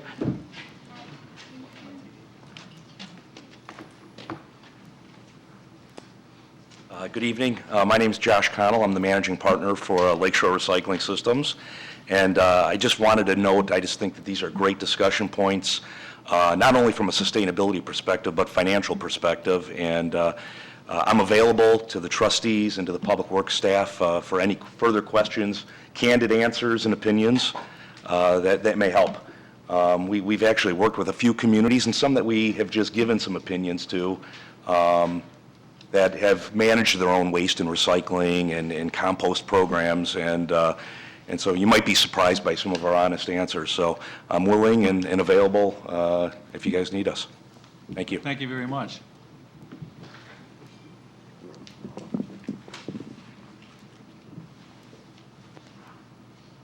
Hi, I'm Christine Donnelly. I live at 7 Kent. I wasn't expecting to speak tonight, but I have been a long-time proponent of composting. I have my own tumblers at my house that I've been using for probably 10 years. The problem with that is that you can only use them for vegetables, fruits, leaves. You can't put grains in there. You can't put any animal products, dairy products. None of that can be recycled in a home tumbler. So I've lived here for 18 years, but I spent 3 of them recently in London, or in a suburb of London, where I believe it's countrywide, but certainly in our area, we had container composting. And I will tell you, I lived in Wentworth, which is, a very nice community similar to this. No one had a problem with doing the composting. It's incredibly easy. It really reduces the amount of trash you put on the curb. We had trash pickup every other week, and we had one can that was half the size of one of the cans we're allowed here. Often we didn't even fill that one trash can because we composted so much. I mean, when you get a rotisserie chicken and you've got that entire skeleton and you're putting it in your bin, it takes up a lot of space. I mean, when we moved back about 4 years ago, I was shocked at how much more volume of trash we generated just because we could no longer compost, non-vegetable items. And I just think once people get used to it, it doesn't, as people have said, it doesn't create smell in your kitchen. I never had trouble with attracting animals. It was a small, maybe 10-liter bin, so 5 gallons-ish, not even, that we put on the curb, and I had a smaller one in my kitchen, and I would dump it into the bin in my garage, and then once a week, I'd just carry that out to the curb. They picked it up, and same thing every week. It was not a hassle. There was no mess. There was no smell. And I would say we generated a quarter of the trash we do here in Winnetka. So I can't say strongly enough how much I support this. I think it's long overdue. There are so many more communities that are doing it. I think Northfield is one of them. I think there's no reason we shouldn't as well. Thank you. Thanks for speaking. Would anybody else like to speak? Okay, we'll close up public comment and we'll bring it back up here. And Steve gave us some questions. One thing that I think is really interesting is I think I came here tonight expecting to listen to a conversation on service reduction, but we just had a room full of people asking for more service, not less. So that's something to keep in mind as we go through these points. A different kind of Different, service. yeah, very different. kind. No, but Wait, still. can we ask a question of Steve, though? I have another question. Sure. So if we go to this model, eventually of composting more and recycling more, what happens to the core business of trash pickup if there's really only a quarter of a big thing left, right? If we reduce so dramatically as Liz has done and Christine has done, if it reduces in volume so greatly, how does that affect the bottom line and the ability of the village to run a trash collection program, right? So, because you've built-in costs that you're dealing with, and does this eventually point us to outsourcing the entirety of it and thinking about it that way? Because So The effect on actual refuse collection for like materials that would ultimately be landfilled, we would have fewer people, less equipment, and less disposal cost. And whether the village could run that in-house or not, I guess depends on how far that goes. I mean, there's a threshold with, one person, one truck, and if you get less than that, the village can't use half people and half trucks. So it's like, yeah. It may stay just because right now we have 5 days of pickup and there's plenty of stuff. So even if you took that in half, you would still have reason to have Yes. your own, so it seems like it would still stay. But it does seem like as people reduce and change how they throw, that their expectation for the standard rate, they would expect that to fall, right? I mean, that So, would be part of it. yeah, so your rate's actually gonna then vary depending on the mix of services that, I think where this is going is much more of a cafeteria approach where individual residents would be presented with a variety of options, and those that, you price those to incent the behavior that you want and disincent the behavior that you don't, and then let the residents kind of pick their menu of services. But I think to President Rince's point, there are services that people are interested in that we should find a way to provide, whether that's a contract or a partnership or something that the village provides in-house. We find out what makes the most sense from a cost and efficiency perspective, but, yeah. Steve, I was going to say, so it was 4 years when I first came on the council that I was asked to serve on the environmental forestry. We started looking at this issue. At that time, I remember Swank saying that their landfill will fill up in something like 12 years' time. I'm trying to remember what the date was. You don't have to recall, do you? I want to say it was like 2026, somewhere between 2026 and 2030. Yeah, I think it's in the 2030s Right. somewhere, but yeah. So that was 4 years ago, right? So now 4 years have passed, we're now 10 years away. So at some point, Swank is going to say, this landfill is filled up, we now have to move further out, which means higher costs, higher dumping fees, and something that we all contribute to, something to keep in mind. Right. So educate me on something. All the composting thing, definitely something we gotta think about. But I would say 90% of the houses in Winnetka have garbage disposal. And I put all the stuff down to disposal to meet, everything. Where does that ultimately end up through the sanitary system?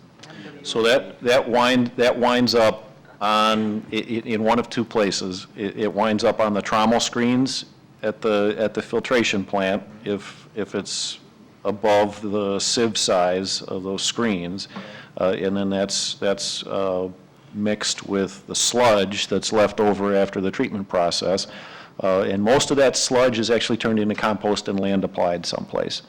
The other, if it's ground down to micro pieces, you read a lot about these little microplastic beads that they actually pass through the treatment system, and so some of that stuff winds up in the effluent that goes into our waterways. The bigger stuff is technically being composted. If you run it down the garbage disposal, yeah, that's a really expensive way to compost because you've got a whole, treatment train to get to that point, but it's, but it's not winding up in a landfill. You're not putting down Yeah, turkey carcasses. Yeah. Well, maybe you are, I don't know. Not bones, but. It's a lot more cost effective to compost that at the front end than to push it all the way through the treatment train at the end. That's all. He's got a wood chipper in the back. Because a lot of people have asked me that, and as you know, I'm just moving up the learning curve on this, and Steve knows a lot more about it. Should she come up? It doesn't matter, whatever. Do you want me to get up? Just to hear. Yeah, why not? Yeah. Thanks. All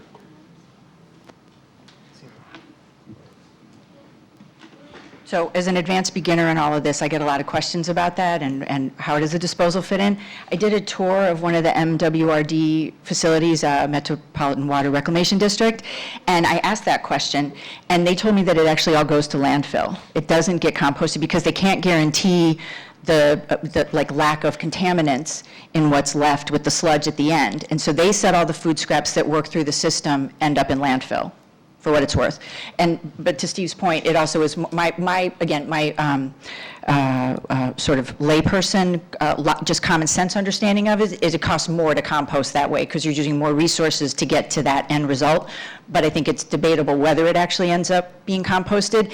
And again, to the other issue, you can't compost, you can't capture everything through the disposal. Even if you can put meat in there, you can't put bones. There are a lot of stuff. So some of these other systems are more comprehensive in terms of what you can collect. But I think it's an open question about what happens to it at the end, and it's worth looking into. But I think the bottom line is you can't collect all of it through the disposal, and it's more expensive to do so. So ultimately, I guess these other communities are all doing it. To really make sure you compost and you're trying to create this system that's going to work, would you take disposals out of the homes of a composting home? In Canada, they've eliminated garbage disposal, but I don't think, I'm just, I No, would in- be in favor of that. Right, in I wouldn't go down that. an apartment building in, one of the apartment buildings in, near Plaza del Lago has recently pulled out all of their disposals, which prompted the residents to reach out to me to say, how do we compost? Because now we don't have anything. So again, I think that piece of it deserves a little more research, but again, I think the bottom line is you can't compost everything through that, and it's more expensive to do so, and it's not guaranteed that it turns into compost at the end. Well, you know, the city of Milwaukee has made a magnificent profit center out of packaging up their sludge and selling it through home centers as Milorganite. And really all that is just the dried sludge from the city of Milwaukee getting spread all over our lawn twice a year. So, I mean, there are ways to deal with it that are actually very environmentally friendly and ensure that it's going to get recycled. So, and you cheeseheads know all about that, right? Right, Scott? That is sludge. It's sludge. Your neighbors aren't happy when you spread it, but anyway. Okay, thanks, Liz. What I'd like to think that we talked about today is really the service side, Yeah. and the fees. So let's and composting should be- questions. Let's drill down to the questions, because I think we're wandering a little bit. So let's just knock them off one at a time. I'll throw it out there, and you guys decide what you're going to decide. Does the council wish to discontinue in-house program for commercial institutional collection? And if so, do we want to pursue open market or franchise? I don't know. I think we keep it just the way it is. I think we, if nothing else, owe the commercial customers some input first before we make a decision. My tendency would be that it sounds like it depends on whether or not we go to curbside. Certainly, the cost savings would be tremendous if we were to outsource the commercial. But again, I think that to make a decision without the input from the commercial customers is not very fair. So during, 4 years ago, when we looked at this, we tried to get input from all the commercial customers, and I think we had 25% respond. Right? So, we've got, I'm sure we can dig out that survey, we've got input. Well, I meant in terms of whether, again, as a representative body, we Yeah. owe it to them to ask, and if they don't respond, they don't respond, but. Yeah, I think, fine, we can survey them again. My sense is that it's our decision, right? And I think you got to look at it in the broad context. And I think, in my mind, the broad context here is, we want to provide a service to our residents, but we also have to manage the costs, and we also have to think about the future in terms of reducing waste. And in those, 3 buckets, right, there are private vendors out there that can provide a service. It reduces our cost, and I think that, we can, by putting it more explicitly on them, hopefully it will help reduce the overall amount of waste that they have. Can we talk about the cost for a second? Because, Well, hang on one second, because I want to ask Steve this. the commercial refuse program, by, I think, some of our understanding, it actually makes money. Do we make money doing that? It was hard to tell. The revenues are 240, and you would eliminate $210,000 of expense. Yeah. I mean, so there's no cost, there's really no. But is there, But hang yeah, on but, one second, hang sorry, on. does that include overhead allocation too? I don't know. I think one of the things. But I think one thing, though, that we're not paying attention to maybe enough as a council, and that's what the purpose of the videos was to look at the kind of work conditions that we're putting people under as we do this, right? So what Steve has said is like, these guys now start at 4 a.m. and they could start later. It's harder to recruit people and get them to do this job. And like, if we're not going to go to curbside, we're asking for physical demands of a job that are not common in the marketplace anymore. So what I think that he's bringing up in a subtle way is workforce modernization and protection issues that will, be liabilities for us. I mean, look at the activity of throwing that stuff away, and then just the exhaustion factor. So I respect Steve for wanting to bring this to our attention in that way and kind of subtly, because he doesn't want to say, I don't want to be in this business anymore, right? So he's letting us look at this and say, what is the best utility of the business that we're in, and where does it make the most sense for us to play? That's my sense of what he's doing. Are the guys wanting this change to curbside? If I talk to my guy and I say, hey, go to curbside, he's going to say, absolutely. They would not resist that. I've had that discussion with them. They would not resist that. Let's go back Yeah, to but so is digging the ditch or hauling plywood all day up the ladder. The cost analysis, because if we're going to make an argument, we want to have the facts on the table. Are there really cost savings? Because I look at this and I say, we moved $140,000. We're calling it cost savings, but it's just going to the general fund. Right. That's not a cost savings. We're taking $220,000 out of the current, if we here, because of the commercial expenses. So that's $360,000. By my math, it's only like a 6% savings. Yeah, like I said earlier in the presentation, in a vacuum, the commercial discussion doesn't move the needle much at all. Well, but even the 140 out of the landfill monitoring, whatever that is. So we do have a survey that showed 98% approval of the refuse system. That was a good survey. It's not to say that we should be doing composting. There's no question about that in my mind. But we have a 98% approval. There was concern about aesthetics. There's concern on curbside. There's concern, Jack mentioned it, there's concern about wildlife getting into the stuff and this and that. I've driven around towns, including Highland Park. You go there on the curbside, that does not look like Winnetka when you drive through there on the pickup days. It just doesn't. So it's really not a cost issue. I can see long-term sort of the benefits of this. It seems to me that if you do the curbside, you almost should go to the pay-as-you-throw or whatever it's called, so that you are now incentivizing less. But to do it without that, you're not really getting anything. So if you do it pay-as-you-throw, and you do the composting, and you incentivize, you don't punish them, you incentivize people, then maybe it makes sense. But Would you keep the commercial then, Bob?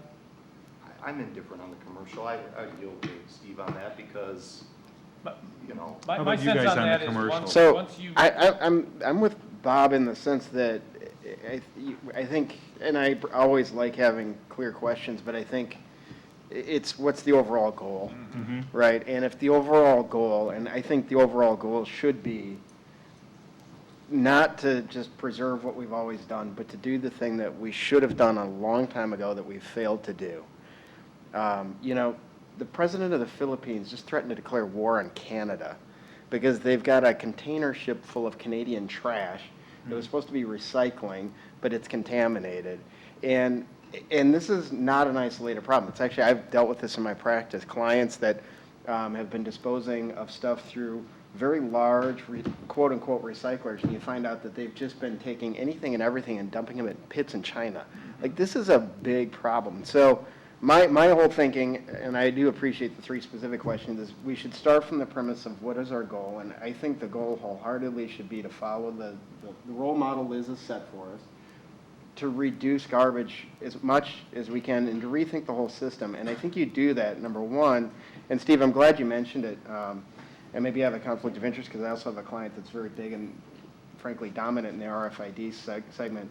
But once radio frequency identification tags, it's extremely powerful. Once you have the ability to tag and track that data, now all of a sudden we open up the possibility of really driving the behaviors that we've always wanted. You know, the first step, Scott and I, we started down this road 4 years ago, was why the hell are we subsidizing our garbage with taxpayer money? Like, that was nuts, okay? We're still sort of subsidizing stupidity, though, right? Because it is easier to throw out your garbage and have somebody run up your driveway in a snowstorm, pick it up, than it is to recycle. That's like back-asswards. I don't understand it. I think it's irresponsible, and I just think it's wrong. So I think we need to start with what is the overall goal and system we want, and I think it's curbside, RFID tag.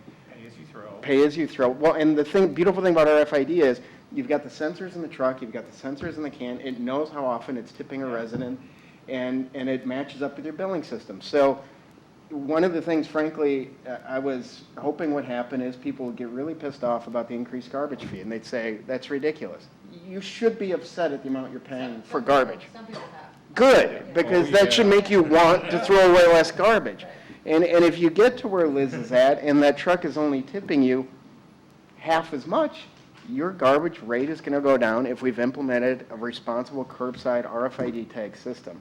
So, But Andy, let me just stop you there for a second. Yeah. Because I hear what you're saying, and I like it, but the issue that I think we have to deal with in that context is that we still have a basic cost of service. Sure. So is there going to be would it be a rebalancing of, because if you're spending $1 million picking up garbage, and then all of a sudden somebody's throwing less, how do you rebalance that?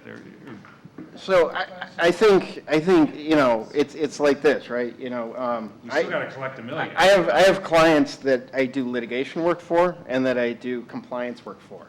And I'm really happy if we can eliminate all the litigation, and if we could eliminate but you know what, there's still lawyers everywhere. There's still going to be garbage men everywhere. Right. You know, we essentially functionally do the same thing. I'm not worried about that. I think you know, Steve and Peter and I will all be fine.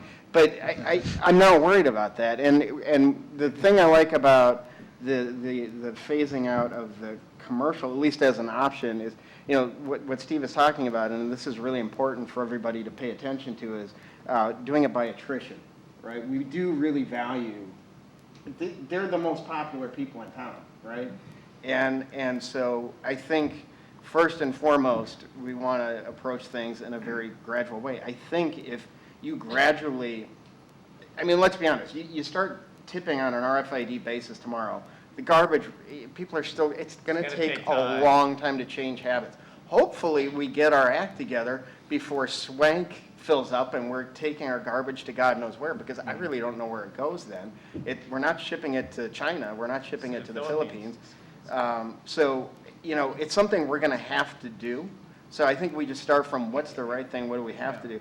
I think the other part, the rest of it just sorts itself out. I mean, our costs will go down. I wouldn't worry about what do we do to rebalance the costs, because we don't know how fast they will drop and where they will drop. But I do think it's important to have the RFID Yes. implemented. Yes. Like, I think if we're going to take the time and effort to do this, let's do it right. Let's make it, it's sort of the opposite of scalable. You know, we talk about scaling things up. We're talking about scaling down. And I think if we implement this in a smart way with the RFID, that's what we'll do. And that will sort itself out. I'm confident of that. It is complicated though for Steve and capital investments, right? Right. To see the rate of decline. Yeah. And when, or do you not buy that extra truck on a margin that's going to be a $250,000? Well, And for the last 4 years, we've been struggling with that. Yeah, we just Yeah, bought.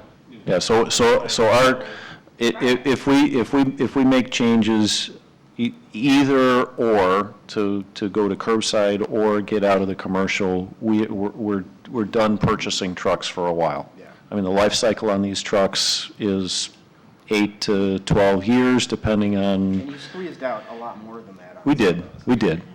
Yeah, and so the capital piece has sort of worked its way through the snake, if you will, for now. So that's not an issue. That gives us some time then to deal with those adjustments. Yeah, I think we have to provide a menu, because we do have older residents who can't go to the curb. But I think that one of the things we saw in the survey is 62% of the people said that they would go curbside, right? So 98% are happy, but 62% already are saying, yeah, I'll take it to the curb.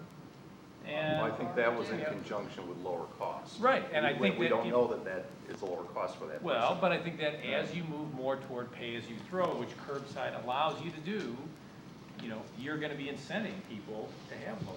It's all about aligning the incentives with the behavior we want. But you still got that truck going down the street, picking up a can.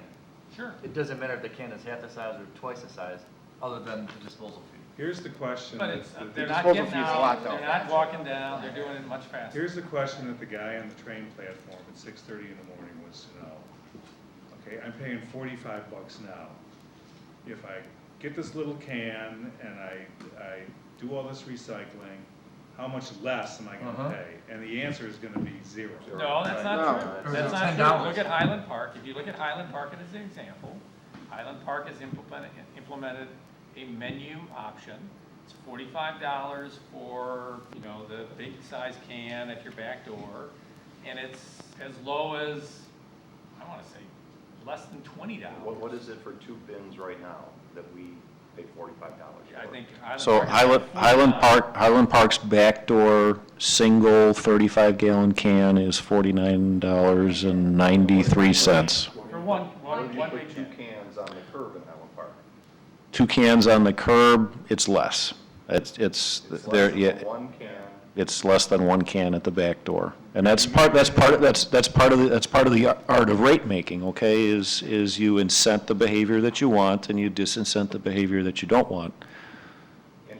Curbside in Highland Park, you pay per tipping fee every time. They tip your can, whether it's half full or whether it's full, and you pay a monthly base service. Right. So it's based on Yeah. the number of cans. Yeah, but And it's s- RFID. yeah. There's a base. So And they don't it- have The city of Highland Park. the RFID. The RFID, no, and that's, Yeah, if we start going RFID and all that, I think we should just give it up trash as a public works and hire it out. I mean, it just, because all this RFIDs, someone's gonna call, say, I'm gonna be on vacation for 2 weeks, don't pick up. Now you need office people, they're gonna pick up more office time. no, so the beauty of RFID is it's on the can. Yeah. So if there's no, There's no Someone's gonna can, call there's and no say, can, there's no. No, there's no can, the truck reads it as it picks it up. Yeah, There's a so if study they that was don't- done in, where is it? It's in Mississippi, Hattiesburg, Mississippi. Just Google it, okay? And they implemented it there. It's the simplest thing in the world, to be honest with you. I'm kind of on Louisa's side. It's an incredible service. It's just like all our sidewalks get plowed. Nowhere else, not very many places plow our sidewalks. We want to start saving money? You want to not plow sidewalks? Our residents love the garbage I service. think there's a Yeah, different. and I don't want to get rid of it either. I mean- That's not what I was Yeah, saying. but That's What like we're- the opposite of what I But said. what we're trying to do is Just to be incent- clear. I mean, I think that there's a difference between plowing your sidewalk and garbage, right? The issue with garbage is there's too much of it in this world, Agree with that. right? And we're trying to incent a different behavior. We can't control the snow, whether it comes or not. But I think that we as a village should be recognizing the broader need and saying to our residents, hey, here is we're gonna provide you with a menu, right? You can pay $45 or $49 and leave it at your back door, or you can pay $20. And over time, I think you will see more and more people putting it on the curb, and we will realign. We're not dictating, it has to be done. So one, a quick way to do that, the second pickup, the second time a week, instead of being 50, make it 150. That's a quick start. But it's a pretty small number of people who Okay, do well, 2 pickups. you know. Yeah, it is I mean, really I think small. it's. Scott, I don't know the number. I think I want to see those numbers. We saw them once, it was a small number. It's 317 customers that take twice per week collection. But I'm saying that the $20 to put it on the curb versus $49. Yeah, so we haven't gotten into detail of rate making because I didn't want to do a bunch of work not knowing where we're going with And all that's, of and I this, think that's so. the right approach. I think we shouldn't get into those weeds because you haven't had a chance to do that. But I think I think the recommendation. we're happy with our village-run garbage service. We really like and respect the guys doing the work. We want, I'm speaking for myself here, I want to see them continue to do it, but at the same time, I want to see us rethink our whole system. And frankly, I do think there's going to be some cost savings. I wouldn't expect they're going to be huge, and I don't give a damn. You know, I mean, when I look at my 4 kids, then the expenses that I have to check out for them, you know, the college tuition, everything else, the school districts that are always whacking me for money, all of that good stuff, right? That's money I'm willing to spend, right? But so if we can at least create a system that's not going to bury my kids in garbage, you know, and I'm not going to get hung up on $5. That'd be like the least of. Yeah, so this discussion should be headed waste reduction. Yes. Nothing to do with fees or Yes. surplus. That's the It has to be point. changed. That's the point. And I guess I would propose that we ask Steve to come back with an analysis around a pay-as-you-throw model, and what would a menu of options look like, and what would that, what would the fees look like? Pay as you throw, meaning multiple size cans. Multiple size cans. Or it could be the RFID and just one size can. I mean, you can do it with one can. And along with that, how it affects his annual budget. Does that Yeah. do the So- volume, That's, the I mean, RFID? So you just take it to the curb less. Right. So if you have the same size cans for everybody and you fill yours half as fast, then you put it at the curb half as much and the Right. RFID is reading half as many. You just get billed every time, there's a base fee, just like any utility system, there's a base fee and then a consumption or a use fee, what and so. happens to my alley with everybody's garbage cans in the alley every day? Yeah. That they could be picking up an empty can. Well, you'd have to. Well, then you don't put it out. I mean, if it's out, it gets picked up. We'll have to work out those Yeah. details on the alley. They but- don't have all We the have to answers. punch for a week. I mean, that's the only way it would work, is if Yeah. you didn't put it out this Monday, But no one puts it out, they're always out there all the time. well, that would be a problem. If you Yeah. just put it out Yeah, there they're and felt like there. everything. I don't For- mean for the- to bring up a disgusting issue, but this Or you is gotta call actually in an and say, important "Don't one, pick is, what about dog waste? Because, Vacation for a month? you know, is there a better way that we can be dealing with it? Certainly, that's a major part of my weekly garbage pickup, I hate to say it, but, you know, if it's only picked up once every 3 weeks, that's gonna be a problem, and should it be going into the regular waste stream? I'll do some research on that, but. That's a big deal. But yeah, I think the key thing is, this is not about fee reduction, but I think there will be, in the long run, for many residents. I think it's about what our responsibility is to try and create a different refuse model and the solution that we need to provide for current and future residents. But the survey results may have been quite different if you didn't have the fee reduction as part of the question. So, I mean, the curbside was predicated Yeah. on lower I'm prices. fair, Villages, if you look at other Yeah. villages, they do have lower fees. I'm quite certain that we will be able to provide a lower fee if there is a significant shift towards curbside. I'm quite certain of that. Do you think you could make it work with 62% of the community? What do you mean? Well, that's how many people. 62% said that they would. Yeah, and my gut feeling is that there's some people out there in the community, as well as in this room, who like their garbage picked up at their back door. Yeah.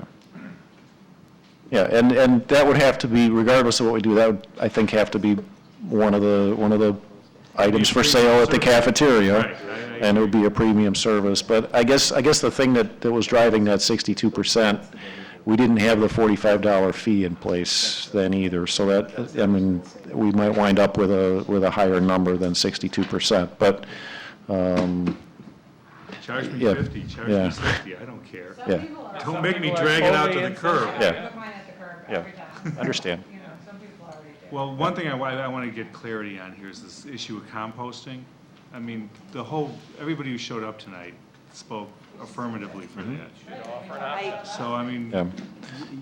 Should offer an option. Yeah, so it would, I think, be fairly straightforward I think it would, I think, be fairly straightforward to partner with the company that's already working here, and they already have a model partnership with Evanston.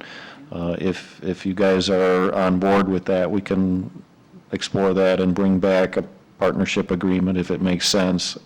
That would be the simplest, too, because that's a direct transaction between the customer and the company that's providing the service. The issue with the village being able to provide the service is that we don't have right now a disposal, like an end mechanism for if we collected it, what we're going to do with it because of the way that our composting permit and contracts are set up. So we'd have to renegotiate that and couldn't enter into that at least until next year. But there would be the possibility, if in the future that kind of service became available, that we could then offer it. Yeah, we would have to get a change for our transfer permit through the Illinois EPA for the landscape transfer site. Yeah, right. I mean, it's Because, not happening yeah, next term, but if right. it happens Yeah. in the future. And Steve, if that work item could run on its own path and not be dependent on all this other stuff we're talking about, Completely. that'd be great. Yeah. Yeah. And it would got away from the cost, but on slide 11, you had the residential refuse tax levy was 1.1 million last year. The current year, how much did that equate to approximately per household? Like per month? You kinda see that. $45. Yeah, that's. Okay, Yeah. so there's like no cost to the difference then. Well, that's, We were- remember what we did in the Right, budget I is we understand. rebalanced. I just want to make sure that's Yeah. where the number kind of came from. Yeah, we took that out, and you remember the year before that, we had been doing a transfer also from the general fund of about $500,000. So the net subsidy was $1,650,000. And over the last couple of years, we've gone down to zero, which is why we have the $45 fee instead of the zero fee that we had in the past. And based on those numbers, you guys have a good budget. Right. Right. Right, okay, good. Have you heard anything that have you heard what you need to hear, Steve? Yeah. I mean, last I think- week, we had the whole composting discussion, Chris wasn't here for it. but Right. Bruce's two high school kids, it was amazing. Yeah. And, you know, with tonight's echo from the older Mhm. generation, you know, Yeah, we can bring that back on a separate track. I've got enough information as far as putting together sort of a model program that's based around curbside, moving towards pay-as-you-throw. And there's still some question about the commercial. And we'll do some more research and lay out what a program might look like. I really do have some concerns about just going with a straight open market approach and the amount of control that you're giving up there. So that might be something that I would recommend moving more towards a franchise, which is going to stretch that process out a little bit. So just so I'm clear, and our village manager is clear, the commercial. That's a heavy.